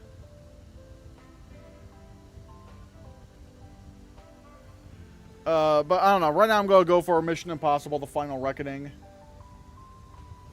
Best horror film, again, the fact that Sinners and 28 years later are not here is very weird to me. But I guess maybe it's going to go to Bring Her Back, because that's sort of like the most talked about film, maybe. Best screenplay, I'm just going to assume it's Sinners, because Sinners just kind of makes the most sense right now. Best director, I think it's going to go to Ryan Coogler for Sinners. Best supporting actress. This is interesting. I think, like, it's either going to go to Haley Steinfeld or Wunmi Mosaku. So I'm not sure, to be honest. Honestly, they might go for Haley Steinfeld.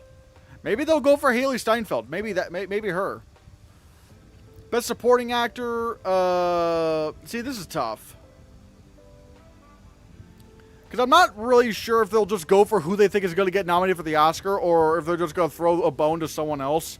Because it could either be Pedro Pascal, or Miles Caton, or even maybe Mark Hamill. Maybe, I don't know. Maybe right now I'll go for Miles Caton, but I don't know. Maybe that's not a good idea to go with him automatically. Best actress. I don't know. Maybe right now I'd say Dakota Johnson for Materialists, because that's kind of like the most high-profile film. And then for Best Actor, I think it's pretty obvious that they're going to probably go for Michael B. Jordan. And then Best Picture is obviously going to be Sinners. I think Sinners is going to be that winner. But yeah, I don't know. Let's see what you guys think. Will you predict the Critics' Choice... the Super Critics' Choice Awards winners? I should probably look at those as well on the stream. I could probably do that. Not being biased about Wicked, but I don't think I Lied to You will win over The Girl in the Bubble, a legendary song title, or Cynthia's. There's barely enough words, it's mostly instrumental. I don't know, because, like, I've heard movies with less lyrics get in. And also, keep in mind, I Lied to You is also, like, that is the scene of the movie. That is the scene. That is the defining scene of the film that everyone remembers. I think that's going to be on voters' minds, especially if Wicked is not considered that great. Because if Wicked is not, like, a Best Picture film, then, like, that easily gives, you know, I Lied to You an advantage. I totally disagree with you on dismissing Marty Supreme. Hold on a second. I found a bot. There's a bot on Twitch. Uh-oh.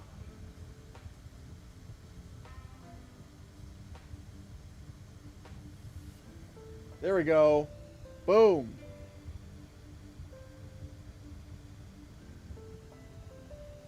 But anyways, where was I? Oh yeah. I totally disagree with you on dismissing Marty Supreme. I can see Safdie making something wild and funny, similar to The Wolf of Wall Street. It would be crazy that A24 would cast Timmy and put up that budget. But here's the problem: Wolf of Wall Street was directed by a previous, Oscar player. Not only that, like, literally, Martin Scorsese had won an Oscar before. So it's like, I feel like there's a little bit of a difference. Whereas, you know, the Safdies have not really done anything like that. They've not really had any Oscar film, to be honest. And again, so it's because of that, I'm just like, the thing is, I'm just going to hold off on predicting it until we see how the audiences think about it. Because again, I think it's probably going to be really good. And I think the critics are going to really like it. But the audiences, I'm really curious as to how they're going to feel about this film. Companion was robbed. Oh yeah, for Best Picture? Oh, I haven't seen that. Astros aren't always accurate, though. They loved Wicked, and Wicked barely got wins, so maybe that could happen for Sinners. But didn't Wicked also win? I don't know. Didn't Wicked at the Astros win Picture, Director, Lead Actress, and Supporting Actress? Like, that was big. That was big. So it's like, I don't know. Studios don't campaign for these. Lindo could still do heavy campaigning. But again, I know they don't do campaigning, but it's like the fact that he wasn't on people's minds when, even in a mid-season awards ceremony, they still didn't go for Delroy Lindo. I think I feel like he's just a non-starter. I have an inkling Materialists will be an Oscar Best Picture contender. That might be a dark horse. But it's not even really that. The problem is it's an early contender that's not even, like, widely acclaimed. Like, Past Lives was, like, universally loved by everyone. Materialist is just like, oh yeah, that was pretty good.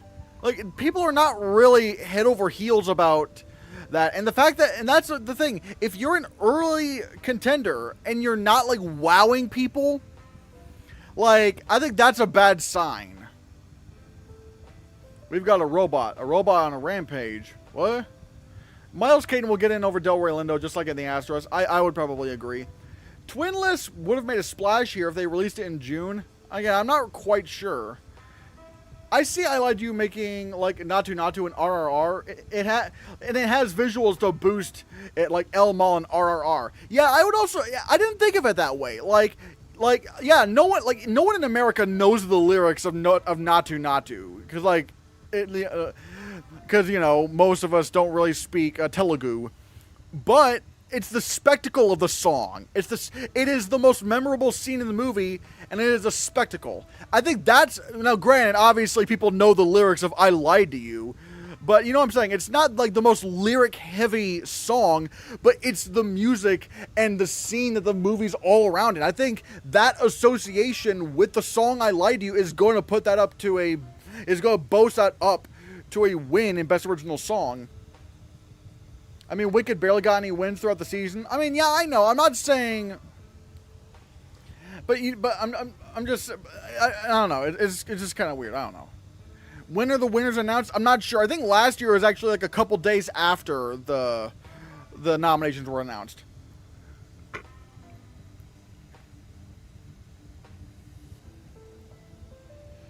The Materialists, but feel behind Past Lives. I don't know what you mean by that.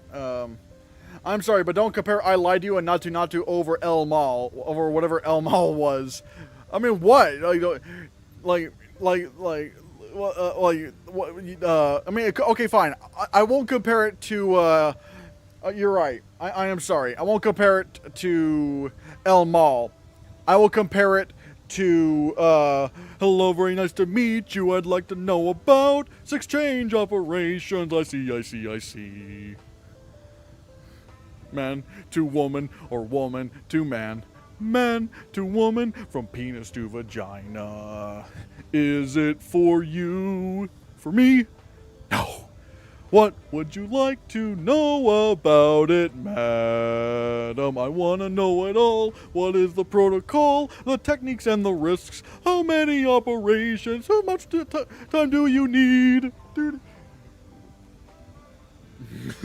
I shouldn't have said anything. Mammoplasty, yes. Vaginoplasty, yes. Rhinoplasty, yes. Laryngoplasty, yes. Adam's apple reduction. Yes. I can't, that song is just, that song is I can't stop thinking about that song. It's so funny. If the movie was mostly more like tongue-in-cheek like that, I think it probably could. I think audiences probably would have liked Emilia Perez a little bit more if it was more like campy like that. 13 nominations. I mean, to be fair, a lot of those were in the text, and so I can't really blame it for a lot of the text and stuff. But I don't know. I'm mostly with the most likely nominees, but I love Korean directors and and kind of curious about Parks No Other Choice. Neon acquired it, but they have their hands full this year. Yeah, that's what I'm thinking. I'm thinking because Neon has so many of their hands full right now, it's probably not going to get... it's probably not going to be a big contender outside of maybe international feature. I mean, who knows? Who knows? I mean, good God, if it wins People's Choice, then I don't know what they're going to do. But like right now, I do agree. They do seem to have their hands full at the moment.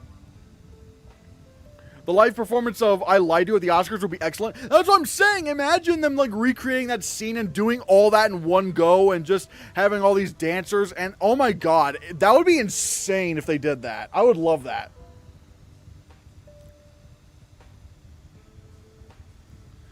Glinda's song is a pivotal moment where she discovers her identity that they left out in Act 2 of the show. She's gay. I don't know that for sure. That might be a joke, but or like okay, I was making a little bit of a joke there, but I don't know. I don't know. Didn't in the book they kiss or something? I don't want to know like spoilers of the stage show, but I think in the book they kissed. So, like Glinda and and Elphaba like kissed like girls do. Like I mean because we all like to kiss our homies goodnight, but yeah. Coogler directed a big blockbuster, so wouldn't that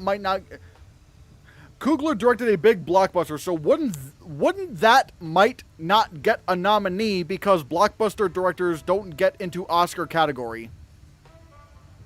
I'm not sure what you're saying. I'm not sure. Sorry. As for Sandler versus Skarsgård, I think Skarsgård may have having a better resume.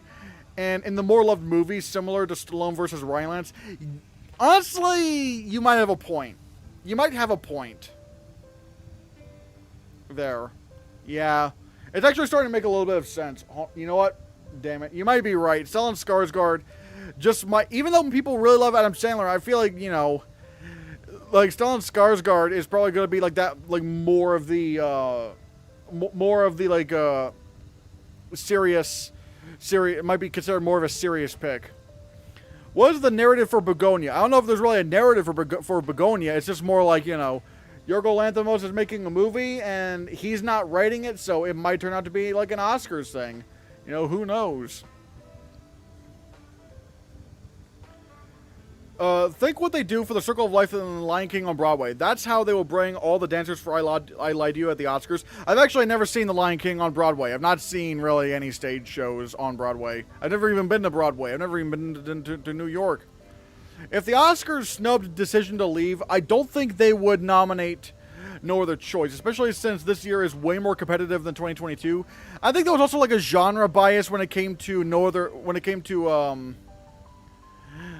Decision to Leave, because it was like a mystery thriller. So I don't know. Coogler directed a blockbuster, and you said the blockbuster directors don't get a nomination at the Oscars like Gerwig, Chu, etc. True.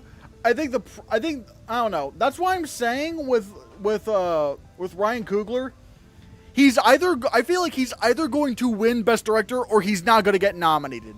It's going to be one of those two. And I think one of those decisions is going to be very consequential as to whether or not Sinners can win Best Picture. Because if Ryan Coogler's not nominated for director, I think he's done. I think the film is done in Best Picture.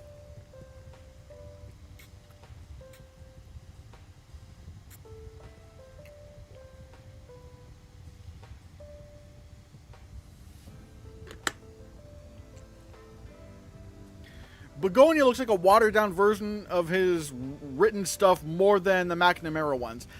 I'm not sure what to make of the trailer, to be honest. I'm not sure. At the top of the show, when they do Circle of Life, a ton of animals come through the aisles of the theater itself and get on stage. Yeah, I wouldn't be surprised. I mean, granted, this is a different musical number than just The Lion King. I mean, than The Lion King, but again, who knows what could happen. I think Sinners will dominate the Golden Globes, but not the Oscars. Oh, I disagree completely. I'm not saying Sinners can't do very well at the Globes, but, like, Sinners seems like it would do way better at American awards ceremonies than international ones. Because keep in mind, the Golden Globes have especially in recent years, have a big flavor towards the international side of films. Even more so than the Oscars these days. So I don't know. I just really feel like like if Sinners dominated the Golden Globes, I feel like that would say a lot about like how well it's going to dominate the Oscars, considering that's in our home turf. Like Sinners is an American home turf with that. I think D3 is saying that the Oscars might think the money is the reward and not see the vision Ryan Coogler is giving. I hope not. I don't think so right now, because like Sinners is different from something like Barbie. Like Barbie, even though it was more than just, you know, a movie about dolls and stuff, to the Oscars, it was just a film about dolls. And that's why they didn't really nominate Margot Robbie for lead actress or Greta Gerwig in best director. So I feel like, you know, because of that, I think because of that perception, and because it was like an IP film, that did hurt Barbie. Whereas Sinners is being lauded as an original auteur vision, and so I feel like that does help it in some regard. Wicked kind of has to win costumes again. Black Panther did it, so why not? But again, I don't know. Like the thing with Black Panther is that the costumes were like radically different, and whereas, you know, with Wicked, you know, I don't know, the costumes do look a little bit different, but they don't look too different from the first film, you know? And again, it's not currently in Best Picture, so I do, and yes, I know Black Panther: Wakanda Forever, you know, did that, you know, without Best Picture nomination, and Cruella did, but you know what I mean? It's like sequels, it is really hard for sequels to get, like, to win again for costumes. I mean, if I'm not mistaken, I think Black Panther: Wakanda Forever is the only sequel in a long time to win Best Costume Design, and it's not a big. And I don't think it's a big coincidence that, you know, Ruth E. Carter is also the costume designer of Sinners, and the fact that again, you look at that whole scene, the "I Lied to You" scene, that's going through so many like different decades and so many different times in culture, that I feel like that's going to resonate with Academy voters, actually. I agree with you. I think this year especially, Sinners will get a boost for its focus on race, culture, art, etc. I think Hollywood would want to make a statement. Yeah, honestly. Like because it's so drenched in you know, black history and black culture, I do feel like Sinners does get a boost, especially in, you know, even in something like costume design. It could, like, over something like, you know, Wicked, where Wicked doesn't really look like it's doing too much new. And again, I'm still thinking Wicked is not going to be a strong Best Picture film. And let's be fair here. Black Panther: Wakanda Forever was not really dealing with like a massive contender, a massive best. Okay, it was dealing with Everything Ever All at Once, but like, you know, it didn't really look like it was going to win costumes. Even though, ironically enough, at the Costume Designers Guild, it did beat Black Panther for that. But like, you know, even with Elvis ended up winning no Oscars, so it's kind of like, it's hard to figure out, honestly. Yeah, The Rock and actor are waiting till Smashing Machine releases. I don't have Dwayne Johnson in lead actor right now, mainly because I want to stick to films that are closer in Best Picture. But I mean, we'll see what happens. Do you think the Astros are going to go crazy for Wicked for good like they did for Wicked? No, I think they're going to go all the way in out on Sinners.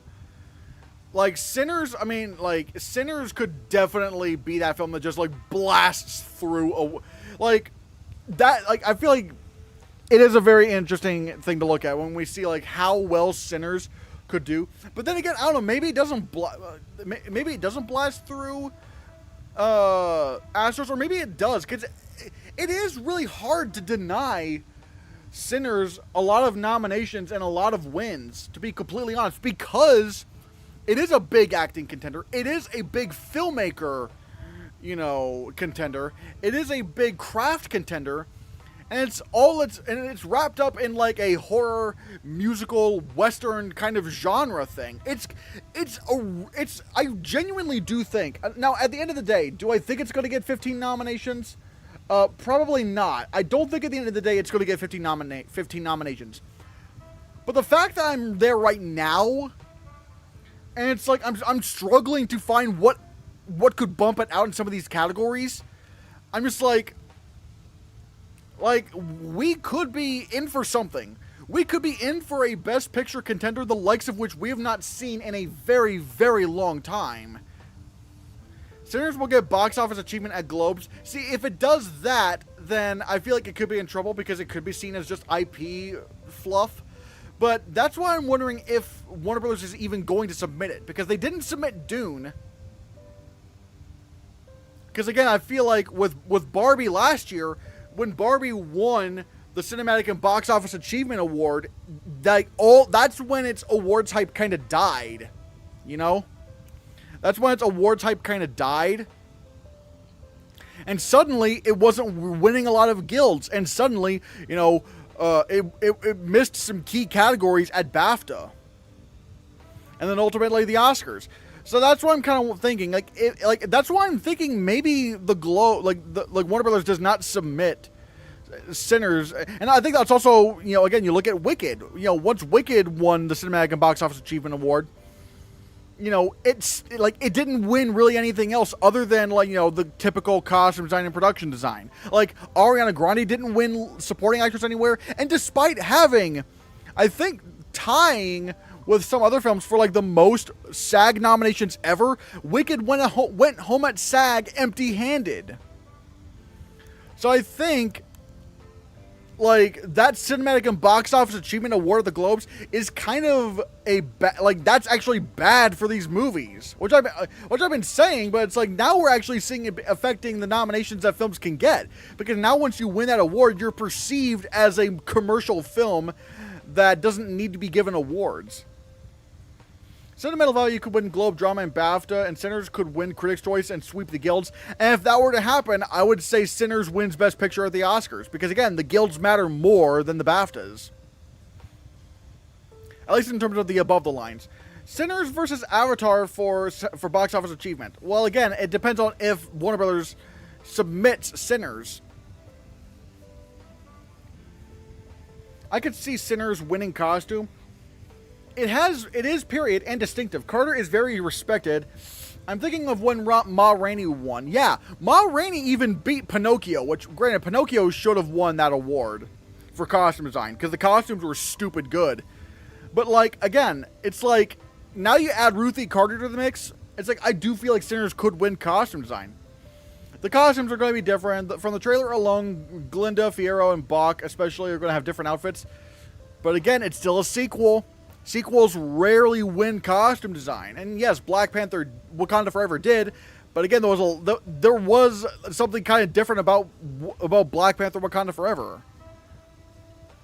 I feel like the narrative for Coogler is to honor a filmmaker who's finally makes one for him. I feel like that's going to be... I think there's a lot going for Ryan Coogler here, honestly. Yeah, I would agree. Especially when we found out that, like, he's going to get the rights back to Sinners in about, like, 20-something years. That's crazy. That's, like, every filmmaker's dream. Like, now he's working out... Like, he's at a point where he can probably start making whatever he wants now. And I feel like that's going to be a very good narrative for him. Return of the King won costumes, but neither Fellowship or Two Towers did so. Yeah, and also we have to keep in mind, Return of the King was also the biggest Oscar the biggest Oscar winner ever, tied with two other films, but still. It just makes sense that the guy who made 3 out of the 5 highest grossing domestic films from a black director would be the first black director winner. Yeah, I could probably see that. I mean, I do, and again, I feel like Ryan Coogler deserves it. Like, he made an amazing film with Sinners. And again, I'm just really curious as to what's going to happen. Sinners is the kind of film that would get 15 plus nominations from Astra. Yeah. Could Sinners get 14 to 18 nods at the Critics' Choice Awards? Yeah, it's going to get a lot of awards, honestly. I mean, hell, I'm even willing to bet, like, at the Critics' Choice Awards, they're going to give it a visual effects nomination. Which it doesn't... that's where I would not give it a nomination. It does not need a visual effects nomination. But the Critics' Choice Awards, they love pouring nominations all over their movies. And I feel like, even at Critics' Choice, I think at Critics' Choice, they would probably go for Sinners and visual effects. Speaking of making a statement, I know it's a long shot, but Do you think it was just an accident could get a boost for being Iranian and being anti-establishment? I mean, I feel like that it is a bit relevant now, I will say, but I do feel like even if it, I don't know if it's I don't know if it would get a boost or not, but I do think, I don't know. I do feel like it does deal with, it's probably dealing with relevant issues and stuff, so I mean, you know, it doesn't help. I mean, it doesn't hurt, I should say. Netflix is not giving us anything. What the fuck? I mean, they could be giving us Jay Kelly. I think that could happen. Sinners could get 13 noms. If Haley Steinfeld gets in, it would be tied with All About Eve, Ben-Hur, and Titanic with 14 nominations. Actually, no. Ben-Hur did not get 14 nominations. Ben-Hur tied with the most wins with 11 with Titanic. But I think, the 3 films that got nominated for 14 Oscars were All About Eve, Titanic, and La La Land. And I think and even though, yeah, La La Land didn't win Best Picture ultimately, I feel like, especially if it got 14 nominations, Sinners is winning Best Picture at that point. Oh my god. Sinners could break Barbie's record and be and all the better for it for Critics' Choice. Get both Lindo and Caden in for supporting actor, and Steinfeld and Mosaku for supporting actress. Yeah, and like I said, they're gonna nominate it for like categories that it doesn't even need to get nominated for. Like they're gonna put it in for like visual effects or something. At Critics' Choice, the Oscars would never do that, but Critics' Choice, sure. Is Avatar even going to be eligible for the box office because of its release date? I think like there is like a thing in terms of man, hold on, where is it? Oh, I think there is like a clause in there where it's like if a film hasn't come out yet, like the Golden Globes will go, okay, what do we think? Like the Golden Globes will go off of like projected box office numbers. So it's like, and let's face it. If they do that, it's most certainly going to become eligible because we all know it's going to make $2 billion. So yeah. If Wunmi Mosaku wins supporting actress, will you predict it to get will you predict her to get nominated instead of Steinfeld? If she wins here at the Astras, the midseason Astras, I don't know honestly. I don't know. I think it'd definitely be good for her. I mean, damn. I mean, oh my. But again, that's way too many nominations for this film. Oh my god, that is way too many nominations. Because if I put her in, that's 16 nominations. Oh my god, it's gonna be crazy. I think Sinners will get nominated for picture, supporting actor, screenplay, costume, maybe visual effects, sound, score, and song. Are you talking about for Critics' Choice? Or the Oscars? Because if we're talking about the Oscars, if we're talking about the Oscars, then it would absolutely get nominated for sound, score, and song, and it would absolutely not get visual effects. The visual effects branch at the Academy, they are the ones that will like make sure, they're the ones that will snub a movie, even if it's in Best Picture. Like look at Oppenheimer. Oppenheimer didn't even make the top 20 in round 1, and yet that was like the Best Picture sweeper. Everything Ever All at Once did not make the shortlist. Poor Things, sure, technically got shortlisted, but I think you could also argue that it was because it was a December release and they hadn't seen the movie yet. And so, but even then, regardless, it didn't even get a nomination. So it's like, I don't think Sinners would get nominated for the Best Visual Effects Oscar just because it's in Best Picture, because the Oscars don't really do that. Cue the Brutalist credit song, one for you, one for me, if Ryan Coogler wins director, perhaps.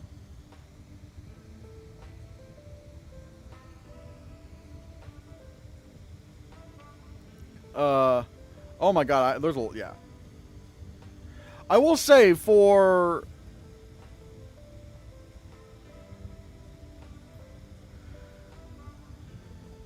Okay, I'm trying to remember. I'm trying to think of what your BIPW. Oh yeah, wait. Are you talking Black Panther: Wakanda Forever? Carter used 3D printing for the costumes, just like the makeup designers in The Whale also use 3D printing. If Wicked for Good does something similar, it has a chance. I think that's more coincidental than anything. I think that's more coincidental. I don't think because they use 3D printing, they're gonna give it the win. I think that's. That I feel like that's reaching a bit because it's like that's looking into like like very specific situations, and it's like, I don't know. I think ultimately it's just gonna come down to what film do they like more, and that is somewhat showy, maybe. But even then, Anora won editing, and that wasn't really showy at all. So, yeah.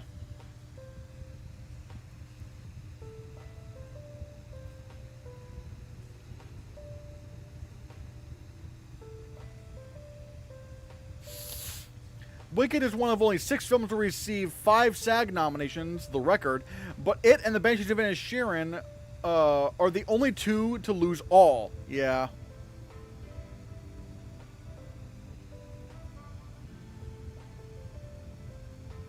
The fact that we are over halfway through 2025 and Messiah King doesn't have a release date isn't great. Again, I'm waiting for the... I am still going to wait for the... What's the word? I'm going to wait for... the I'm going to wait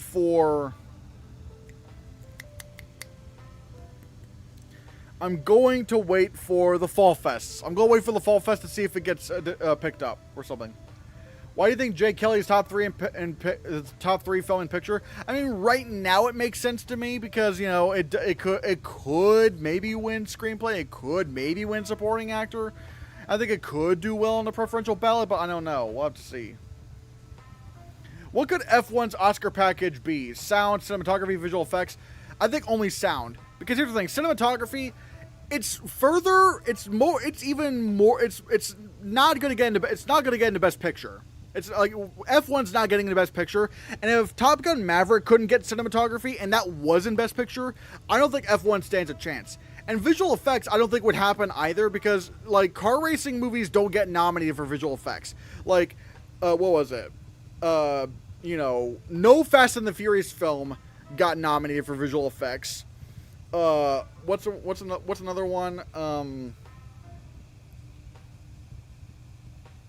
Ford v Ferrari didn't get into visual effects. Ferrari didn't get into visual effects. It's like F1.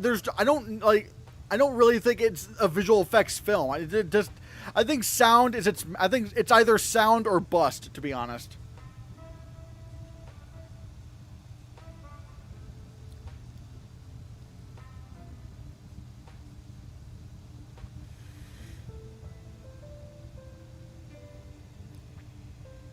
I have doubts Oscar-wise for Messiah King. Fantasy Film Ball mentioned if you go to TIFF with no distributor, you'll be thrown into next year. Maybe, but again, I don't know. Again, I don't know. I need to see what happens. The Academy posted about K-pop Demon Hunters. They are aware of that shows that they are aware of its existence. Yes, and they also recently posted about Twilight. I don't really care that they posted about K-pop Demon Hunters, because again, yeah, what they're doing is that they're trying to get film Twitter brownie points and stuff like that. Hey, we know about this thing, but it's like I still don't think that means it's going to get nominated for Best Animated Feature. Again, if the Academy was snobby enough to snub, the Lego Movie and Teenage Mutant Ninja Turtles Mutant Mayhem and the Lego Batman movie and Captain Underpants the First Epic Movie, they're going to snub K-pop Demon Hunters. Like, they're going to think it's too... They're going to think it's too Gen Z thing.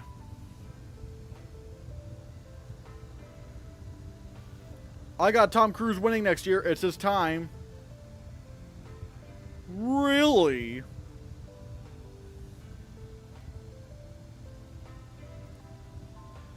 I don't see Baumbach getting into director. He's too subtle. I don't know. Right now, I think it's fair to do it right now, to be honest. I think it's fair to do it right now. What is the difference between Trent Reznor and Atticus Ross and Nine Inch Nails as the composer for films? I'm assuming because, traditionally they are known as Trent Reznor and Atticus Ross, but in Tron Ares they are credited as Nine Inch Nails.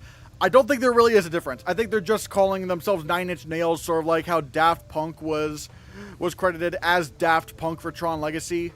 I don't think there's really going to be much of a difference at all. Admittedly, I was kind of worried that, man, they're not, they're not bringing, because I knew once, what's it called? What's that thing called again?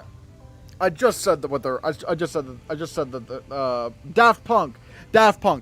When I found out that Daft Punk split apart, I was like, ah, man, the moment they do another Tron movie, they're not going to be able to get them back. But then when they announced that Trent Reznor and Atticus Ross were doing Tron Ares, I'm like, oh, okay. Like, I'll take it. Like, that's a good alternative, you know? So, yeah. Do you think Matt Damon for The Odyssey or Tom Cruise for Iñárritu's next film could win Best Actor? I don't know. Right now, I'm more willing to say Matt Damon because, like, Iñárritu is a very hit or miss. Like, he could be a bit hit or miss as a director. I don't know, because, like, I don't know. Then again, I don't know. Like, he does, like, maybe Iñárritu. I don't know. I just don't know what kind of film Iñárritu's gonna make, because, like, obviously, Bardo was, like, really isolating for people. People did not like Bardo. I did not either. So it's like, I don't know what film he's trying to make. Yeah, the Academy also posted about Hundreds of Beavers, the biggest snub of last award season. See, like, they were aware of Hundreds of Beavers, but that didn't really change anything. So, yeah. Best animated feature will be a Wasteland. Oh, you're telling me. You're telling me. Like, that's going to be a disaster. Oh, my God. If it gets pushed to next year, Messiah King versus Dune Messiah versus The Odyssey for Best Picture in 2027. Okay, well, I guess I'd have to assume maybe The Odyssey, because, like, it's clear that the Academy does not really give a shit about Dune, or really the industry as a whole, really, they don't really care about Dune all that much. I mean, good God, they didn't even nominate, you know, any of the Dune movies for SAG Ensemble, so...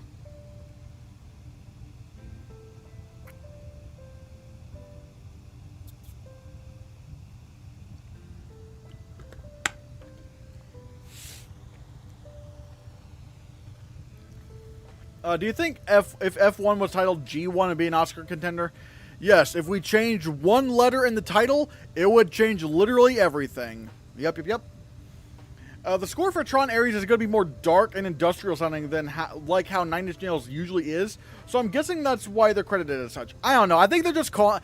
I don't know. I've heard they've had darker, you know... They've had dark scores before. Again, I feel like it's just like a name thing. It's like they're just calling him Nine Inch Nails because like it's like a band name like Daft Punk. That's kind of my thoughts. So yeah, I love Nine Inch Nails as a band, so I'm hyped for Tron mostly because of it. Yeah. Oh. With the Jared Leto allegations, how would Tron Ares be marketed? I think they're gonna leave him out. What the hell is a dark score? I'm assuming it's gonna be, I don't know, like. Just kind of like dark tones or something like that. I don't know. Yo, back. You switched to Skarsgård #1 in supporting actor, I see. Nice. If there are 3 acting winners for sentimental value, you still think Sarah's winning by Best Picture? Wait, did I actually do that? Ah, man. Okay, I don't know what I'm doing. Admittedly, I don't know what I'm doing here. I'll figure this out later, because, like, I didn't realize I had 3 actors winning. Oh, my God. Network and A Streetcar Named Desire won 3 acting Oscars but didn't win picture. Yeah, but that's only 2 examples. Like, I can't really justify that because, like, a lot of other movies that win 3 acting awards will win Best Picture. So, I have to figure all this out. I don't know. The Odyssey is hands down winning next year. Its prestige will be eligible in every craft and with a gigantic cast. I don't know. I mean, yeah, Oppenheimer was a big film, but it's like... I don't know if they're going to give Nolan Oscars again, or at least not this soon. I don't know. And honestly, I don't know. I don't know about every craft, because I think it could miss visual effects. Because, I mean, Christopher Nolan is especially now more than ever going way, like way too practical. And they just denied Oppenheimer outright. Like, not even shortlisting it in the top 20 in round 1. So it's like, the Odyssey probably could miss out. What if every animated feature next year except LEO and K-pop gets pushed next year? Okay, oh my God. Speaking of Daft Punk's Tron Legacy score, that's one of the biggest ups of the 21st century along with The Dark Knight for Best Picture. Yeah, Daft Punk did have an amazing score, although to be fair, did people really think Daft Punk was happening? Did people honestly think Daft Punk was going to happen? I don't know. 2/3 of the films that did do that didn't win Best Picture. Best Picture. The other being Everything Everywhere All at Once. I wouldn't think too deep in it. I don't know. We'll have to see. Cruise should have won for Magnolia. I hope the Oscars get sent to nominate Dune Messiah, because if he pulls off for the film, if he pulls off the film, will be insane. Wait. If the Oscars get sent to nominate Dune Messiah... Wait, I don't think Tom Cruise is involved in Dune Messiah. Where do you think Miles Keaton has the best chance to win at a ceremony? I don't know. I guess maybe SAG, because I think SAG's going to have a Sinners Party. They're going to have a Sinners Party. Everything Ever All at Once is the only other film outside of Streetcar and Network to win 3 acting Oscars. True, but I think that also is, you know... Yeah, AJ, I think, does have a... I think AJ does have a good point that was a different Academy. Like, nowadays, they really do lean into their Best Picture films. So, I don't know. I don't know what they would do.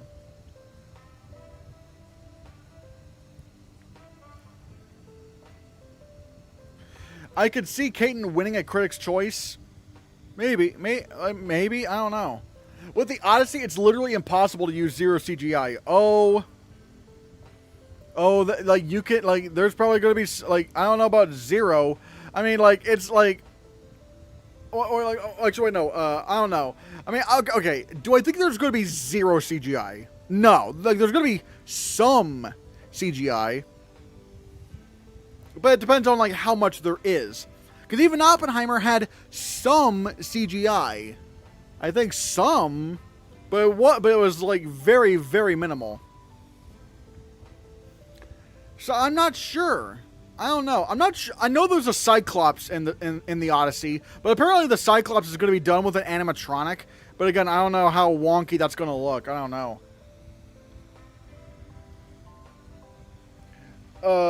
The Odyssey is going to use CGI the same way Interstellar used CGI, aka only when they had to. But to be fair, Interstellar was a big space movie where it's like physically impossible to do all that without CGI. Whereas the Odyssey, you could still technically go to a lot of locations and stuff. Now, granted, I don't know what other monsters are in the Odyssey. I don't know what other monsters are in the Odyssey. So, other than the Cyclops. I know the Cyclops is in there, but I don't know what else they could have. So, depending on what other monsters are in the story, maybe there could be more CGI. I'm not sure. Miles Keaton could win Young Actor or Actress at the Critics' Choice Awards. I mean, yeah, true, but that's not really a real award that the Oscars have, so there is that. You think Denis Villeneuve could win Best Director next year for Messiah? Nope. The Oscars clearly are not really interested in Dune. I think it's just... I mean, the fact that... Like, again, people are going to try... I know people are going to try to say, you know, oh, but, like, you know, look at Lord of the Rings: Return of the King. Like that won 11 Oscars. Maybe they're saving Dune for the final film. But the problem is that the Lord of the Rings movies were just more popular than Dune. Like, even though Peter Jackson did not get nominated for the Oscar for Best Director for, you know, for The Two Towers, he still got DGA. And also, all 3 films got SAG Ensemble nominations, whereas the Dune movies did not get SAG Ensemble nominations. I think Dune is just not as acclaimed as Lord of the Rings, or at least not. The Academy doesn't really care about the Dune movies as much as Lord of the Rings. What makes you put in this thing on? Because, like, I don't really want to doubt Bradley Cooper right now as a director, and it's this early in the year, so why not? SAG loves narrative and would go with for either Sandler or Skarsgård, probably. If Nolan was allowed to go into space, he probably would have. True. My guy Denis better be given a fair shot to win if he's worthy next year, especially if Messiah comes out in December. That is also true.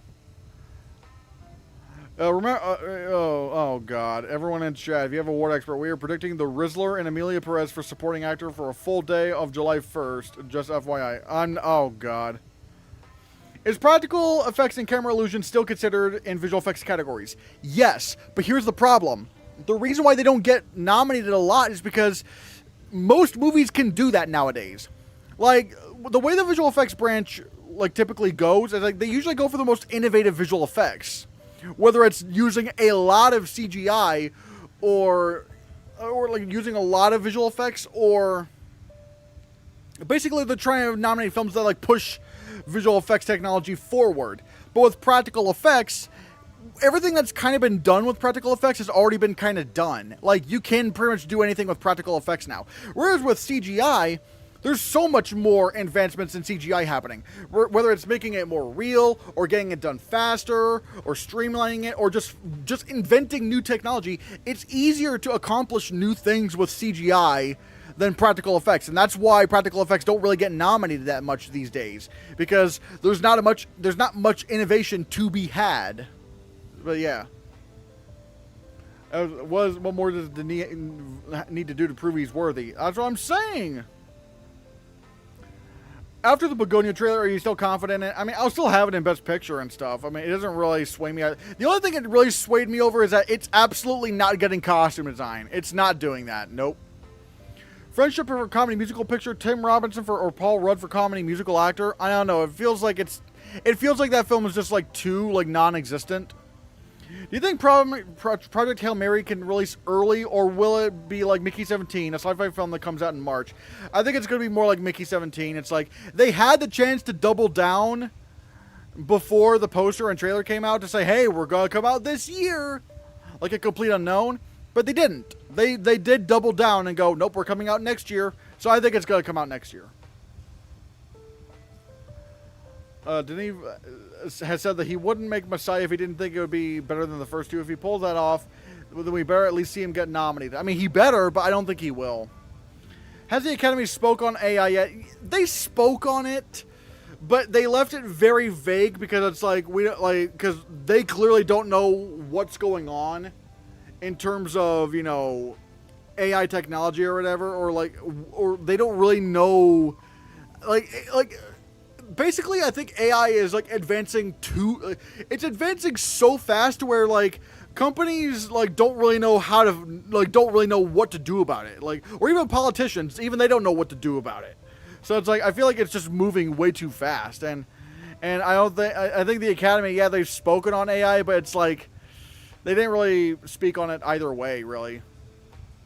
How does the Begonia trailer look? I must admit, I'm not feeling it so far. I mean, I'm not either. It looks kind of weird, but to be fair, I didn't really like Poor Things, and people love that, so what do I know?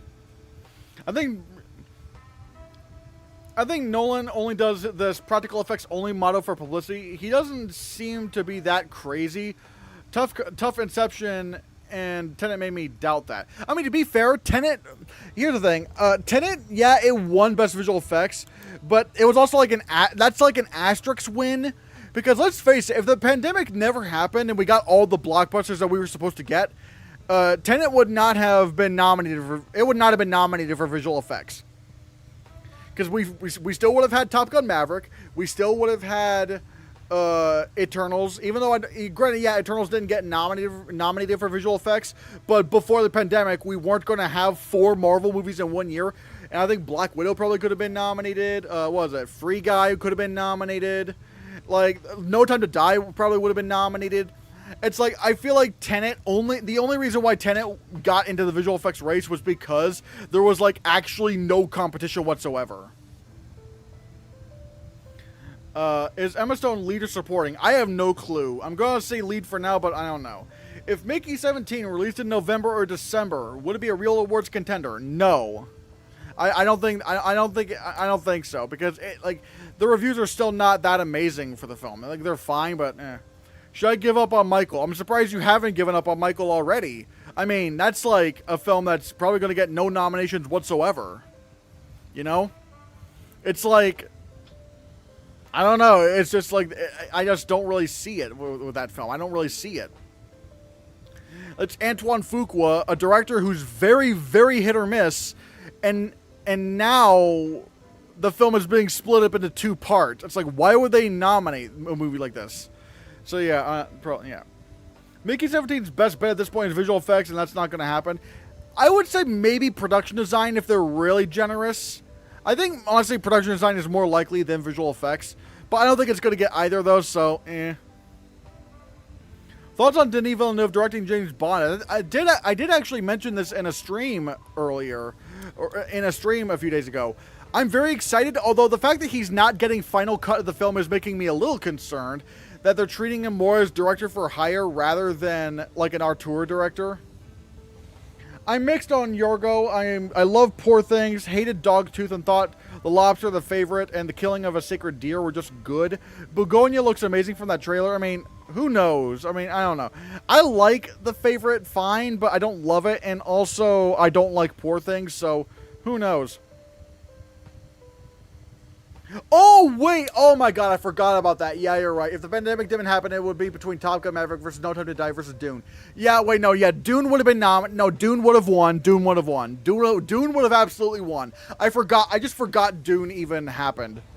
I forgot Dune was supposed to come out that year. Yeah, see, like, Dune would have won. Tenet would have not. That's the thing. Yeah, I don't think Tenet would have even been nominated for visual effects. I think the only reason why it won is because it came out in a year where there were like no blockbusters or like no real visual effects films at all, and it was just like and so it just kind of like squeaked by. So, like I said, that's why I call Tenet the asterisk win. Like, yeah, it won visual effects technically, but you have to put an asterisk on that because it came out when there was like no other competition. What movie do you think the opening scene of the Oscars will parody? 2025 The Substance, 2024 Barbie. I forgot about Barbie. I don't know, to be honest. I don't know. Maybe Sinners. I don't know. Emma Stone's presence and expressions in that teaser very much grabbed my attention. I'm biased, though. She's my favorite actress. Jessie looked great, too. Again, who knows?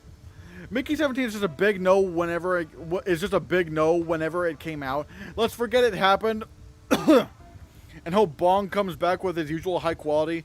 Yeah. I think like that is something to yeah.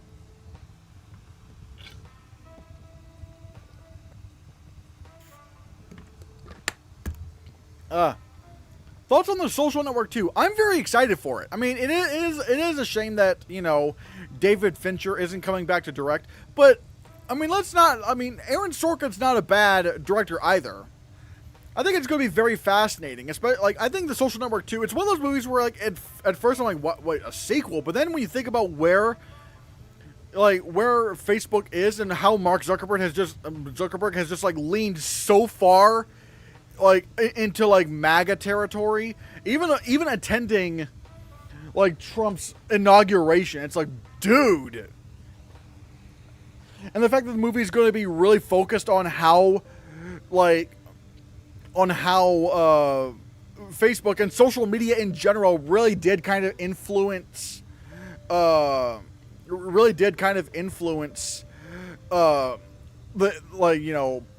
election and even influencing the attack on the Capitol. But yeah. Visual effects this year, I'm thinking Avatar, Wicked, F1, Jurassic World, and the Thunderbolts. Okay, three of those I think are not gonna happen. Here's the problem. All right, here's the problem. Like Avatar and Wicked, sure. F1, again, I really don't think F1's happening. No, car racing movies just don't get nominated for visual effects.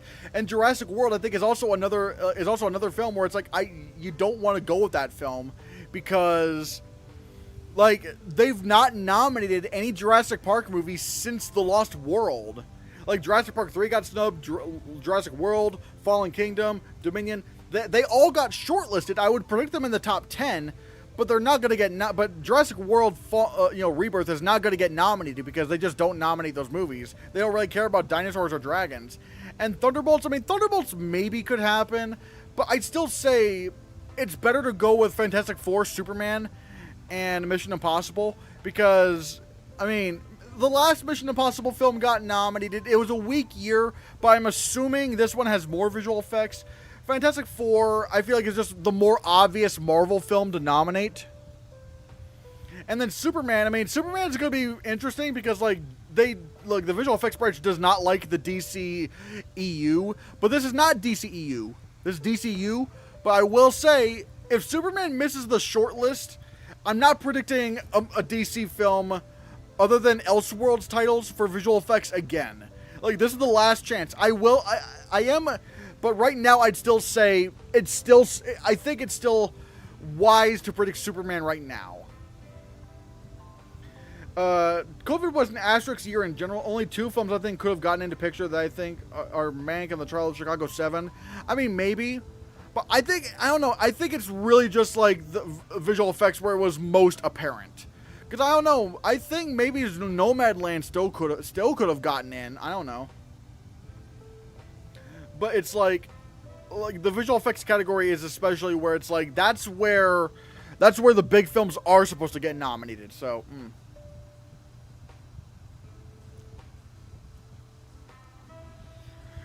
Judas and the Black Messiah wouldn't have been eligible, and other nominees maybe would have been way too small in other years. Maybe. I mean, yeah, because Judas and the Black Messiah was supposed to come out well, I mean, technically it did come out in 2021, but it was supposed to come out later in 2021, I think. We can't forget that Mickey 17 is still number 2 on award expert community. I mean, I think it's because most people probably haven't seen a lot of movies yet. I don't know. I think in the near future we have to have an exhaustion effect on Yorgos Lanthimos, similar to the one we have on Wes Anderson. But then again, I don't know. We'll have to see how everything goes. I'm not actually sure. Oh wait, no, you're replying to someone else. Why was here in the conversation for visual effects? There weren't that many noticeable visual effects in the film besides the baby. Did you see the movie here? Like, there was actually a lot of visual effects in here. Hold on, I want to show you.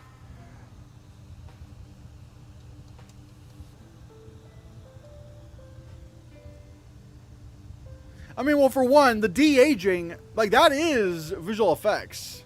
You know, that is visual effects.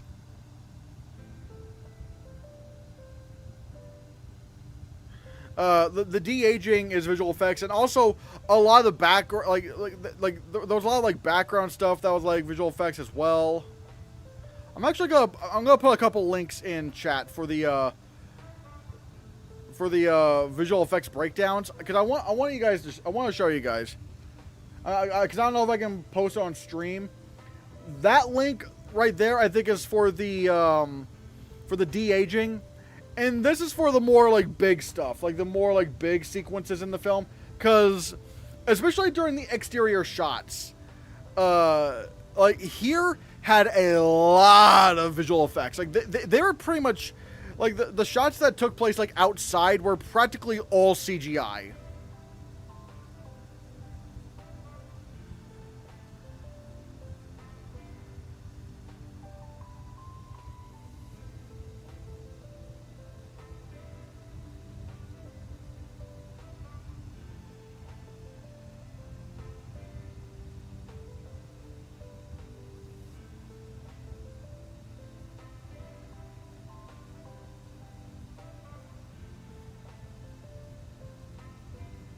But yeah.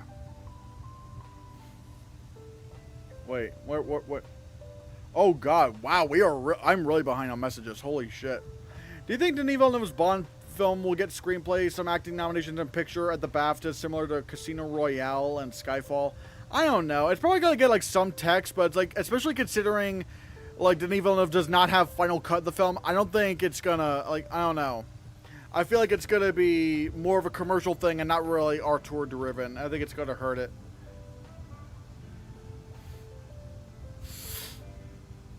I think Ballerina, Bring Her Back, and Thunderbolts all released on digital today. Are you interested in watching any of them? I'll probably watch them at some point, but I'm already, like, there's a lot of things I'm trying to watch already. Ugh. I think Wicked for Good might get a cinematography nom because they updated the color grading. Hot take. They should do a Best Picture shortlist. I don't like the idea of doing a shortlist for Best Picture, because I don't mind the text, because with the tech categories, I feel like you do want to learn a little bit more about what went into the film's crafts. But with Best Picture, I feel like that's just too limiting. My top 5 of the year: Sinners, Mission Impossible, Final Reckoning, Ballad of Wallace Island, 28 Years, and Superboys of Megaleon. Oh. AJ, of these 3 Thunderbolts, Bring Her Back sounds too traumatizing. Oh. Remember when we thought Here was getting a Best Picture nomination? Man, good memories. Yeah, I'm never falling for Robert Zemeckis again. Never again. I'm not, no. Yeah, I'm never going to fall for that again. It's like, nope, Robert Zemeckis, he is past his prime. He is not, like, dude is not making Oscar films anymore. Wait, are the Astronoms out yet? Yeah, we talked about those like a while ago, like a long time ago, like a couple of hours ago, actually. Thoughts on Robert Eggers making A Christmas Carol? He might make my favorite version. Oh, I'm excited. Oh, I'm excited. Because, like, I love Nosferatu. I'm very interested in Werewolf. But, man, Robert Eggers doing A Christmas Carol and he wrote Ebenezer Scrooge with Willem Dafoe in mind. Oh, my God. I'm going to assume, I'm going to just assume Willem Dafoe will be down to play Ebenezer Scrooge. I'm so excited. Oh my God. I'm telling you, that is going to be awesome, dude. And it's going to be creepy. Oh my God. What are they going to do with the ghost of Christmas yet to come? The spirit of Christmas yet to come. They're going to make him terrifying. Christian, if you aren't into movies anymore, that's fine. You can be honest. No, I am into movies. It's just here's the thing. I'm notoriously I'm bad with time management. I'm calling it right now. Until we see something pop up, Zootopia 2 is winning animated. Yeah, I would say so. Yeah, I would have to agree. Like, it just makes the most sense right now. Yeah.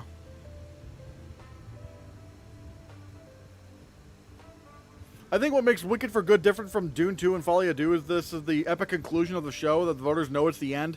But here's the problem.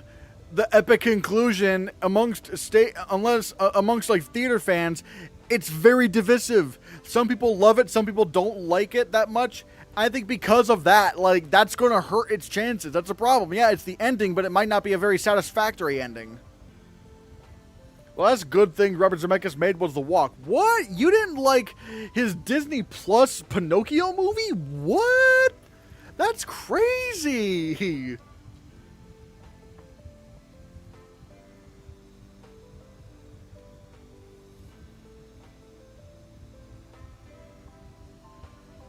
I think Here's just a good listen in general, that when it comes to test screenings, it got acclaim from the test screenings, but then no one liked it, and then the opposite happened with Sinners. Oh, yeah, test screenings can be kind of weird. It's like, Yeah, oh, it's raining outside. Ooh, wee. Can't wait for Eggers to scare some kids for life with his A Christmas Carol. Yeah, I don't think this is gonna, like, this is not gonna be made for kids. It's so not gonna be made for kids. Since Matt Reeves finished the Batman Part 2 script and production is expected to start this year, who'd like to see some villains in it? Well, here's the thing, like, I don't know. Because, like, I don't really know. Because, how I describe it? It's like, I'm sure Matt Reeves could take whatever stupid villain there is and make him actually really cool. Like, who would have thought Polka Dot Man? You know, with like, even though it's not Matt Reeves, it was James Gunn, but it's like, everyone was saying, oh, Polka Dot Man is one of the stupidest Batman villains ever. And then he ended up being one of the best characters in The Suicide Squad. So I'm willing to go with him whatever he does. But I mean, as with most people, I'd be very interested to see if he were to like what he would do with Mr. Freeze. I think that would be really cool. But here's the thing. Here's what I'm wondering about the Batman Part 2. Or not just the Batman, but just the Batman film saga in general.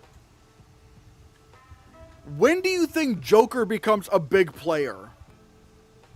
When do you think Joker becomes a big player? Because I think Joker...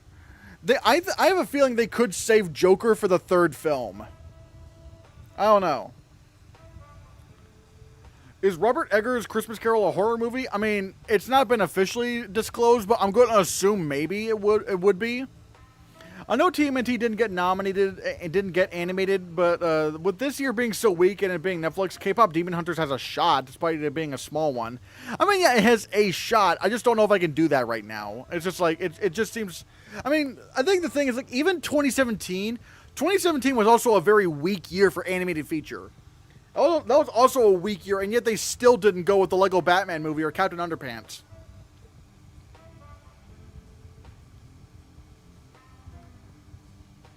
Do you think the Clayface movie could get some Oscar nominations, similar to the Joker, or will it be more of a commercial film? I have a feeling it could get some, maybe makeup. I don't know. It really depends on, because apparently it's gonna be like but then again, it's also a body horror movie. So, like, I'm not sure. I mean, yeah, we did just have the substance, but I don't want to just assume horror movies are just going to get nominated for Oscars all the time in the future. But James Gunn really does seem to really want to make the films very artist-driven, because that's what's important to him. So who knows?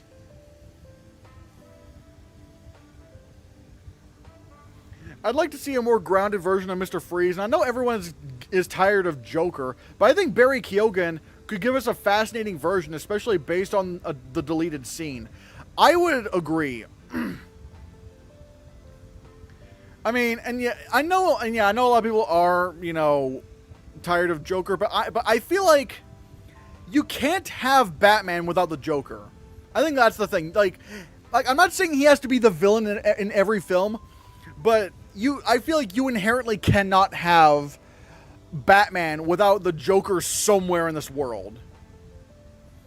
And I feel like, again, we're probably going to see him somewhere, but I don't know. Mr. Freeze, yeah, I think Mr. Freeze would be a really cool villain to introduce in the Batman Part 2. But I'm trying to think of what else. I mean, they did the Riddler. I mean, I was wondering when they were going to bring the Riddler back in terms of film. Because, like up to that point, the only Riddler we gotten was, Jim Carrey. I don't know. I don't know. Two-Face, we have gotten another version of Two-Face. I don't know.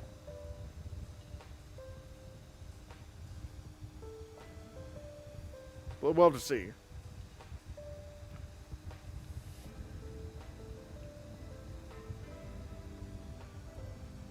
If you're able to afford it, you should get a membership for your theater. I have a membership for Regal that's $22 a month. I see 5 to 7 movies a month. But here's the problem: for one, I don't make enough money for that. But also, I don't live near a Regal or an AMC. It's really sad. It's like I just don't live near them, which sucks. I do want to see more movies more often, but it's like, I'm just not really able to, really. I think Barry Keoghan's Joker is going to act like how he was in the Batman throughout all of the series. Batman's inside man at Arkham, who they've obviously fought before. Maybe, but I feel like at some point I do want to see him as the main antagonist in one of the films. We'll have to see. Clayface will be DC's The Substance. Yeah, maybe. I mean, I think I did hear, Clayface was going to deal with, how actors are dealing with, AI and shit, and it's, in deepfakes. It's, the Clayface being a metaphor for that, I feel like is so perfect. I'm just like, whoa! I didn't even think of that before. I'm really excited for Clayface. I'm really excited. Man, please let Superman be a banger. All right, if Superman's a banger, we can finally put it to rest. DC will be back, because I'm a big fan of DC characters. I mean, don't get me wrong, I'm not a Marvel hater. Marvel is clearly way ahead of the game when it comes to superhero films. I mean, maybe not anymore because they're kind of hit or miss these days. But for the longest time, Marvel was clear and above everyone else. Meanwhile, DC just couldn't get their shit together. DC needs to get their shit together, and I'm hoping they're now able to.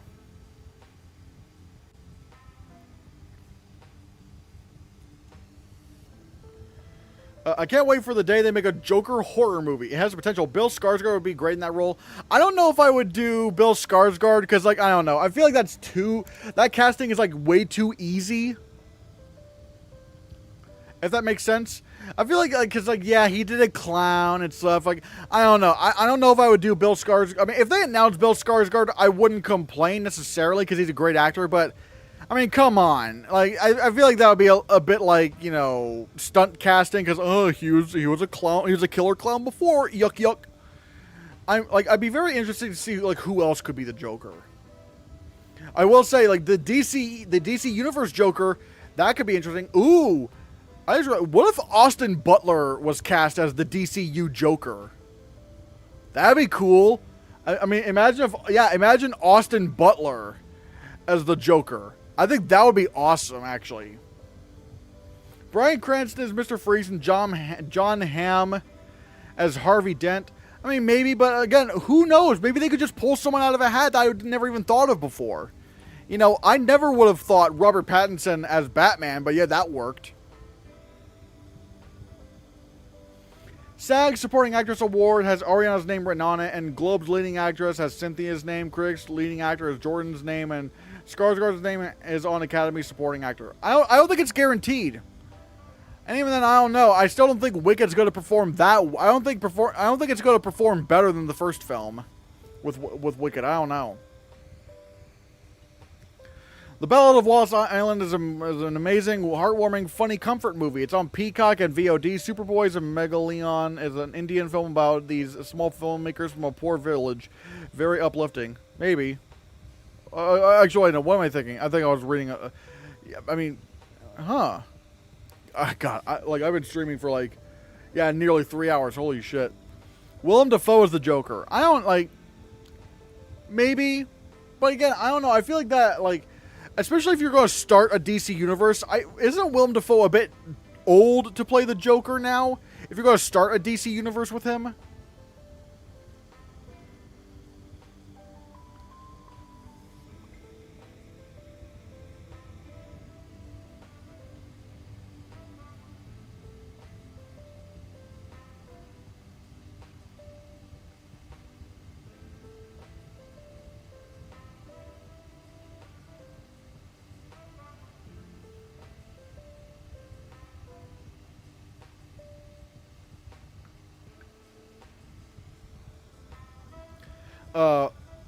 I love cinema, but I don't like the cinema experience. It's expensive. The nearest cinema is a half-hour bus trip.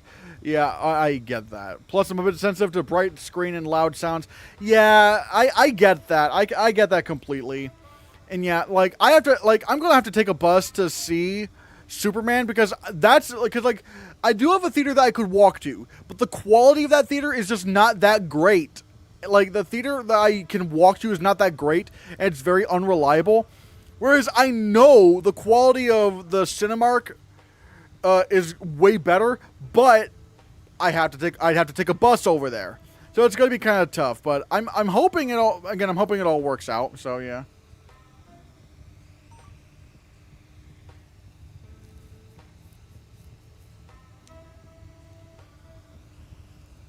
Could Clayface get nominated in a few texts? Maybe makeup. I'm going to say maybe makeup, but we'll have to see.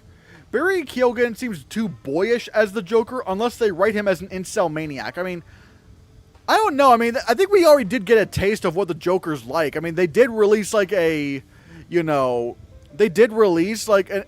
scene of Barry Keoghan as the Joker, and he doesn't really seem boyish to me. I think the only thing held back Ariana's chances last year for the Oscar was because it was her first time getting a nomination for a big film and she was new to the game. I don't know. It's again, I just feel like Wicked Part 1 is going to be more acclaimed than Wicked Part 2. If Wicked Part 2 is considered not as good as the first film, I think, the film could be in trouble. Now with the box office, do you still think F1 has a chance at Best Picture? I don't think so personally. No, I think F1, it's not as acclaimed as Top Gun Maverick by any means. I think it's either sound or bust. It's that. Tim Robinson could be the Joker. I mean, wait, Tim. Okay.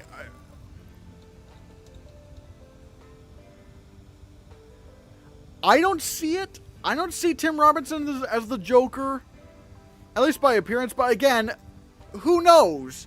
Who knows? I mean, maybe they have a vision for him. Maybe if they have a good vision, maybe it could work. But right now, I just don't see it. I don't know. I just don't see it right now.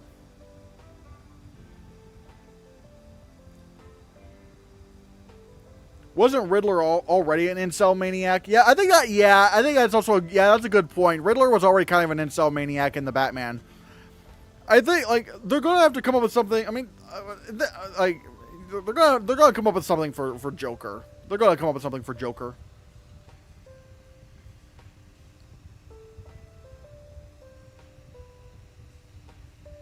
Wait. Oh, wait. I just got some. There's a bit of movie news. Beep, beep, beep, beep, beep, beep, beep, beep, beep, beep. Yo, dude. Oh my god. They just released an image, like the first image of the Hall of Justice in the DCU. Yo, that's awesome. Oh my god. I mean, granted, this is filmed at like a real location that already looked like this still, but it's like the fact that they're actually using it. It's the Hall of Justice. Oh, they're shaping up. They're going to shape up Justice League. They're like, because they already have the Justice Gang with like Hawkgirl and Mr. Terrific and Guy Gardner, Green Lantern. They're at it. They are at it. They are at it with setting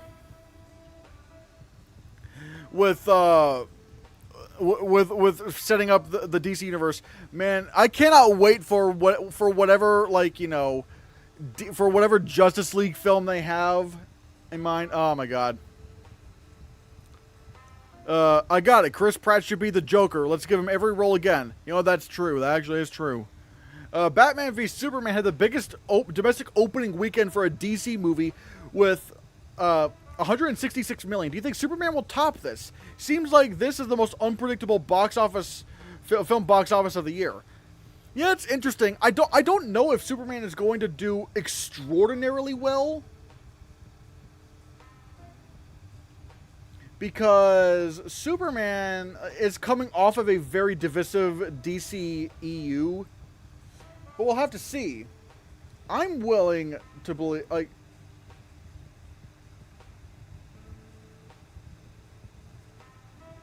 but yeah, I am willing to suggest, like, I think, you know, I think Superman could, maybe it could surprise us with a bigger than expected opening weekend.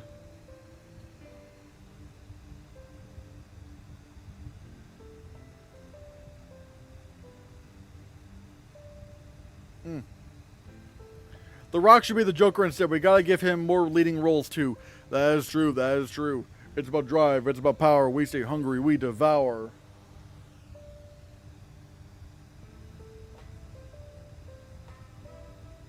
Ooh. Oh wait. Boop.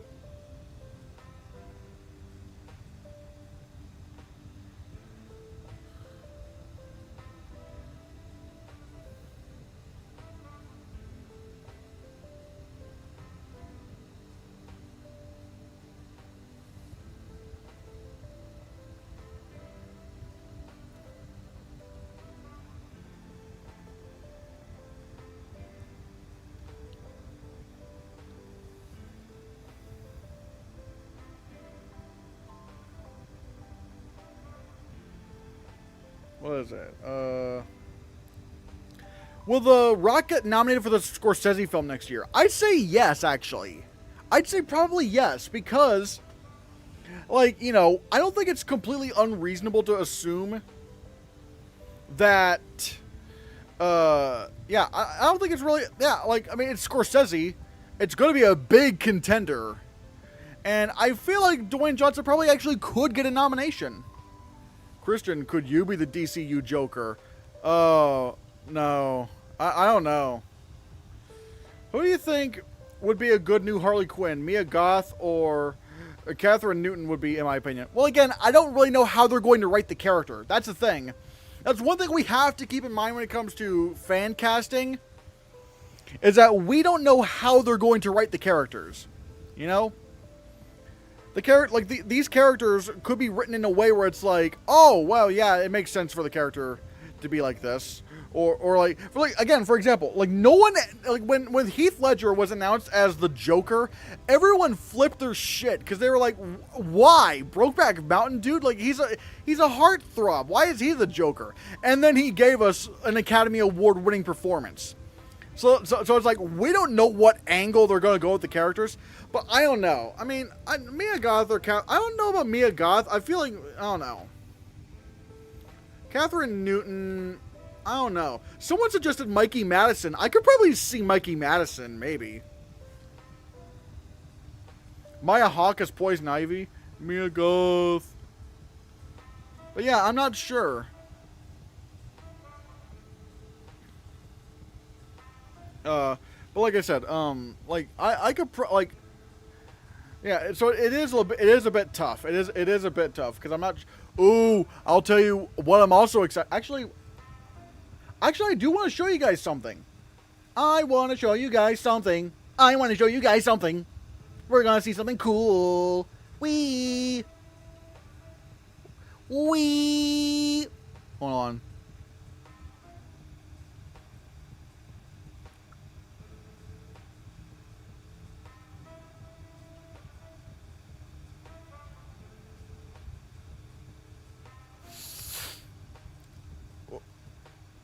Where is it?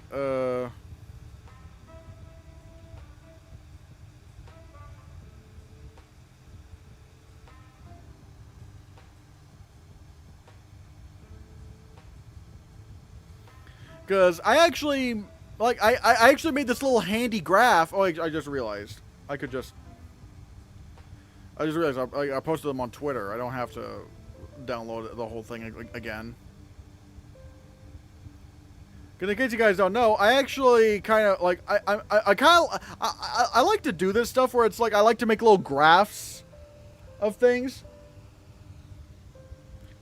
And I made this little thing of, like, you know, where we are the DCU right now. Where, like, we've gotten Creature Commandos. We're getting ready to have Superman, Peacemaker, Supergirl. We're getting ready to have Lanterns, Clayface. And then there's some of the other projects where we don't really know where they are right now. With although we still know, at least last time we heard about them, you know, they're in Chapter 1, Gods and Monsters.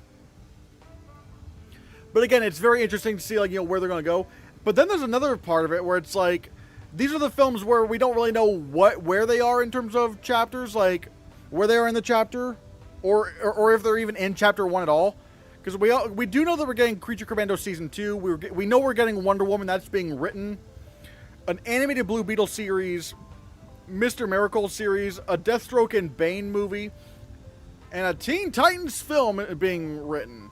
Now again, I don't know if these are Chapter 1 or not. But I'm telling you, I am so excited when we actually get a Teen Titans movie. That is, like, a Teen Titans film has been way, way overdue for the longest time. Adria Arjona for Wonder Woman is perfect casting. I need to look. Adria Arjona.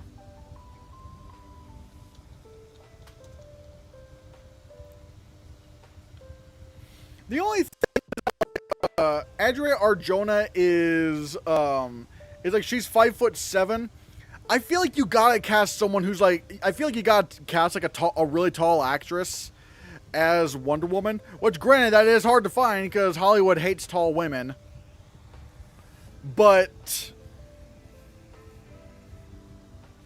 like, I don't know. I feel like, I don't know, if it were me casting Wonder Woman, I'd probably go with someone who's not really well known. Like cast an actress who's like 5'10" or something, and cast like big names around her. Cause, like, I don't know, I feel like if you're gonna have, you know, Batman, Superman, and Wonder Woman, like the Trinity, I feel like you gotta have an actress who can, like, stand next to them and like be on their level. But again, it's a shame because like I want to pick someone who's more well known, but Hollywood just does not cast tall women all that much. And the 5'7" is fairly tall for a woman. I mean, maybe, but I don't know. It's like, again, it's like when you're like, I still like, I don't know. Again, I in terms of just acting ability, obviously, yeah, Adria Arjona has got the chops.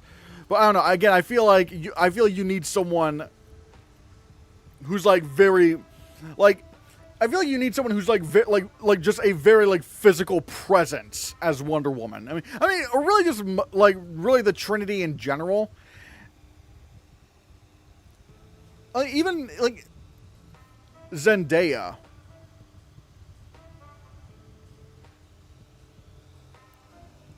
You know what? She is 5'10". Like, all right, like, yeah, she is pretty tall, and obviously she could probably bulk up. Like, here's the thing: I'm not really concerned if an actress is like too skinny, because like they could just bulk up. Like, it's not that hard to do. Okay, well, no, it does require a lot of effort. Like, obviously, you have to put in a lot of work to build up that kind of muscle. But, you know, but like Zendaya, I could see her doing that. Would she sign on to do Wonder Woman for a long time? That I'm curious. But Zendaya's not like that. She's not a bad pick, actually.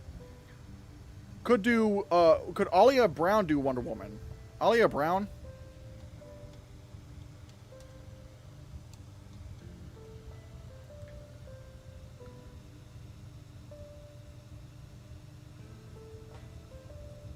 Wait, she's not. Wait, she's a basketball player and a singer. I don't think she really does a lot of.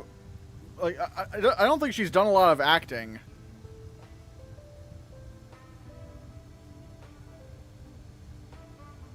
I don't know.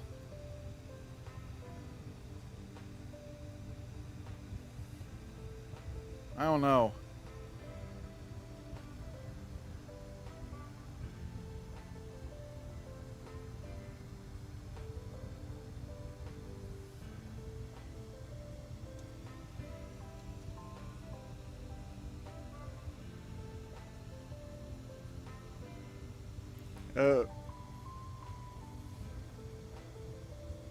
Oh wait, nope.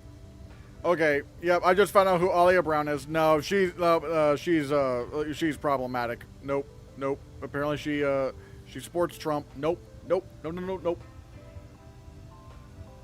Wait, Young Furiosa. She got nominated at the Critics' Choice Awards in Young Actor.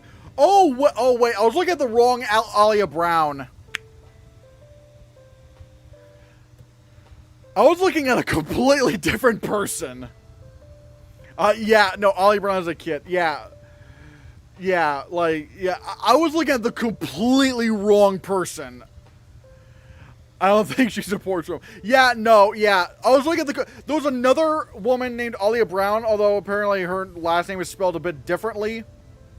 Oh, wait, no, it's Alila Brown. Oh, yeah. I was looking at okay, Alila Brown. Good God, I can't speak today.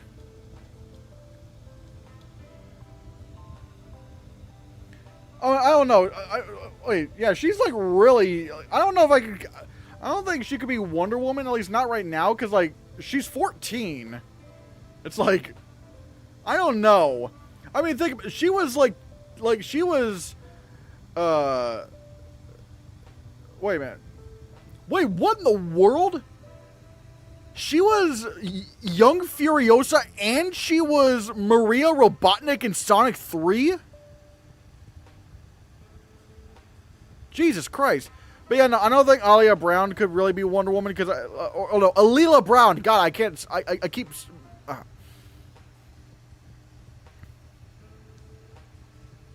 James Gunn gave Adria Arjona her first movie role, so I think I could see it happening. Plus, she's dating Jason Momoa, who's playing Lobo. Maybe. I mean, again, I'm not gonna complain if Adria Arjona is playing. I would not really complain if she's Wonder Woman. If she's Wonder Woman, hey, she's Wonder Woman. It's just like if it were me, I'd go with someone who's a bit taller. But it's like but whoever it is, like they could probably make it work. They'll make whoever they cast work. I mean, she was really, really good in Hitman. So yeah. I'm not gonna complain. I mean, again, I've learned time after time again to not jump on the bandwagon when it comes to casting. Because again, I remember when Ben Affleck was cast as Batman, and I got really pissed. And now, at least in Batman v Superman and Zack Snyder's Justice League, he might be like one of my favorite Batman. Like honestly. Who could Alex in a Minecraft movie too? I haven't even seen Minecraft 1 yet, so it's like I don't know. I will be Alex in a Minecraft movie too. What are they? Oh wait, I forgot. They're gonna call them. Aren't they gonna wait?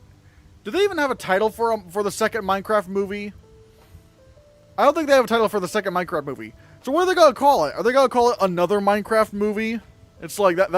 It would be funny if they called it another Minecraft movie.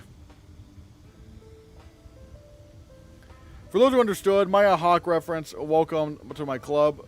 Oh, I don't know. Maybe I missed something. I typically are whoosh. The other. No. It's not the. No, that's the thing. They specifically said, hey, we don't want to call ourselves the Minecraft movie because there's so many Minecraft. Minecraft is an endless amount of possibilities. So we are a Minecraft movie. Put some respect on Minecraft. It's like, or what are you gonna call it? A other Minecraft movie. That'd be a really stupid name, but it would be kind of funny. Other Minecraft movie. A second Minecraft movie has hit the tower. No! Minecraft hit the Pentagon! Minecraft hit the Pentagon! Ah!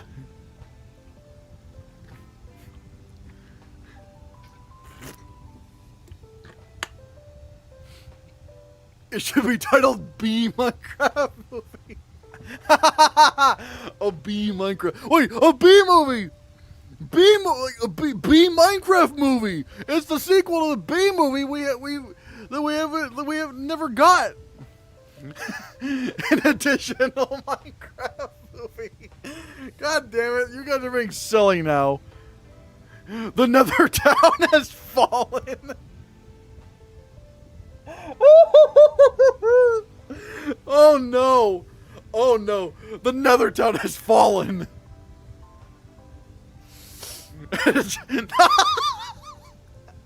Now I just imagine.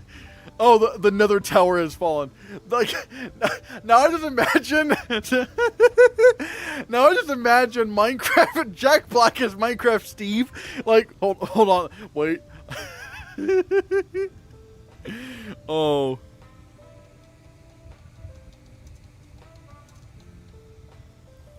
I just want to show you. Imagine. Oh no. Imagine Minecraft Steve is like just like going like this, and he hits a Minecraft tower. It's like, no, Minecraft Steve, what did you do? A last Minecraft movie.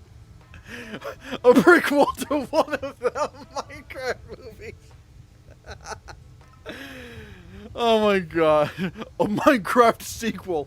A Minecraft threequel. Jack Black, Steve, and Jason Momoa's characters 69ing into the twin. And additionally squalish. Oh my god.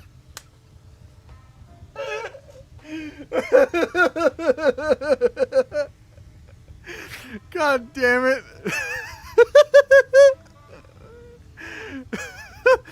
Oh my god. Coming in hot. Steve's Lava Chicken, yeah, tasty as hell. We've lost it, yeah. We've lost the plot entirely. God damn it. Oh. Oh my god. Chicken jockey.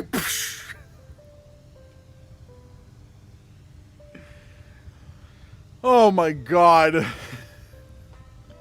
This is so stupid.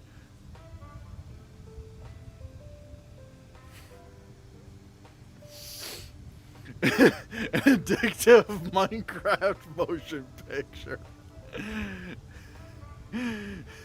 Coming in, not a prequel to a Minecraft movie, a chicken jockey movie, a Minecraft film. Oh my god. A Minecraft motion picture. Oh my god. This is a Minecraft photo play. Oh my god. This is just turning into brain rot at this point. This is brain rot. We've lost all sense of plot.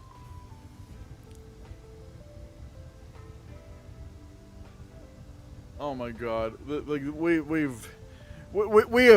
have just like We've just gone to hell already. A Minecraft brain rot. That's exactly what this has become. This is exactly what this has become.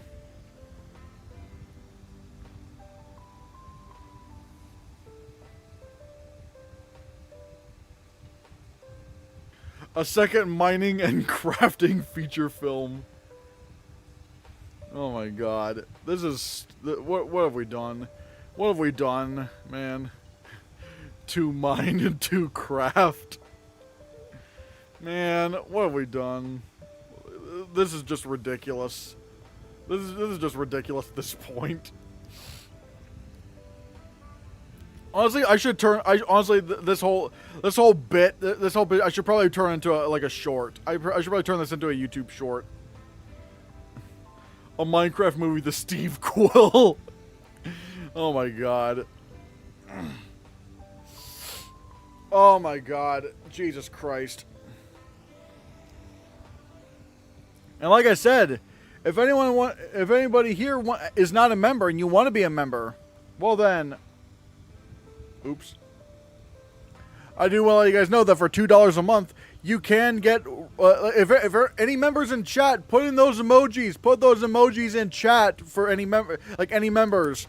You get members only badges, members only emojis, members only shout outs at the end of my videos, members only streams, early access to my Oscar predictions videos, all sorts of all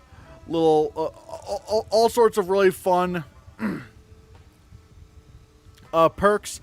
And not only that, even or if you're not a member, you know, people are able to gift memberships, so you could do that too. A Minecraft movie, Flint and Steel. Oh no. A Minecraft movie, the Flint and Steel Quill. God, I hate you, Easty. I hate you so much. Minecraft 2, The Search for More Money. Yeah, that's basically it. Let's not forget about the Super Critics Choice Awards next time. Oh yeah, I'll probably stream again on Wednesday. I'll probably stream again on Wednesday. Because I want to try, like, I do want to try and do this more than once a week. I want to do this more than once a week. Minecraft Movie 2, Flint and Stainless Steel. Yeah.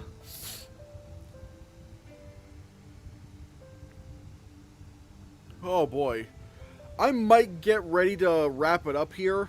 I might get ready. I might get ready to wrap it up because I've been at it for 3 hours and I gotta get. Apparently we just got a little. I mean not from the stream, but I did get a little bit. But I did get a little bit of PayPal money that I'm gonna try to get like some slushies and stuff. So yeah.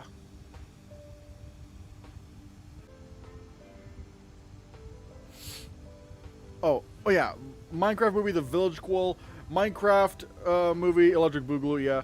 How's the financials doing? It's still not amazing. You know, I'm still trying, like, we did, reach the YouTube, I think we are going to reach the YouTube threshold. I think we are going to reach the YouTube threshold, for me to get money, to get like, YouTube money next month. But, obviously we're still trying to, catch up on bills and food and stuff. If anybody wants to support us more directly, that can, get to us even faster, consider supporting me on Ko-Fi, ko-fi.com/Christian Hannah. Anything like that really does help. But yeah, but yeah, we should be at least, pretty good on, rent and stuff, probably. Would you be sad if you got demonetized? Yeah, I would be actually devastated, because I've been uploading on YouTube for, 10 years, consistently for, 10 years now. And it's, only, a couple years ago did I finally get monetized, and only now am I actually starting. I mean, it's obviously I'm not making a living from this, but, I can at least get paid every...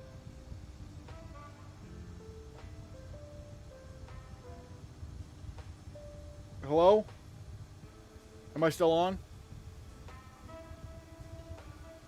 Okay. Looks like we're still good. Okay, yeah, we're still good. Okay, cool.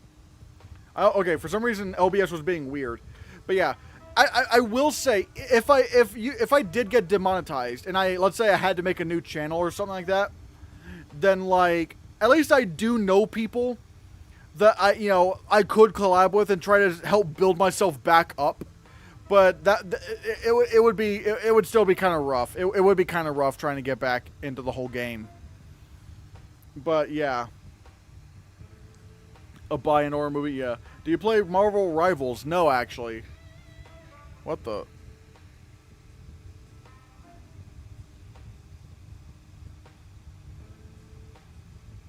But yeah, I think I'm going to get ready to hop off for now because OBS is being really weird right now. But yeah, hello. Hi, an horror movie. That's never going to happen. But yeah, guys. Thank you guys so much for watching. Thank you guys for hopping onto the stream. This was a very successful stream. Like, my God, this was a very, very successful stream. Alright? Thank you all, really, thank you all so much. And, again,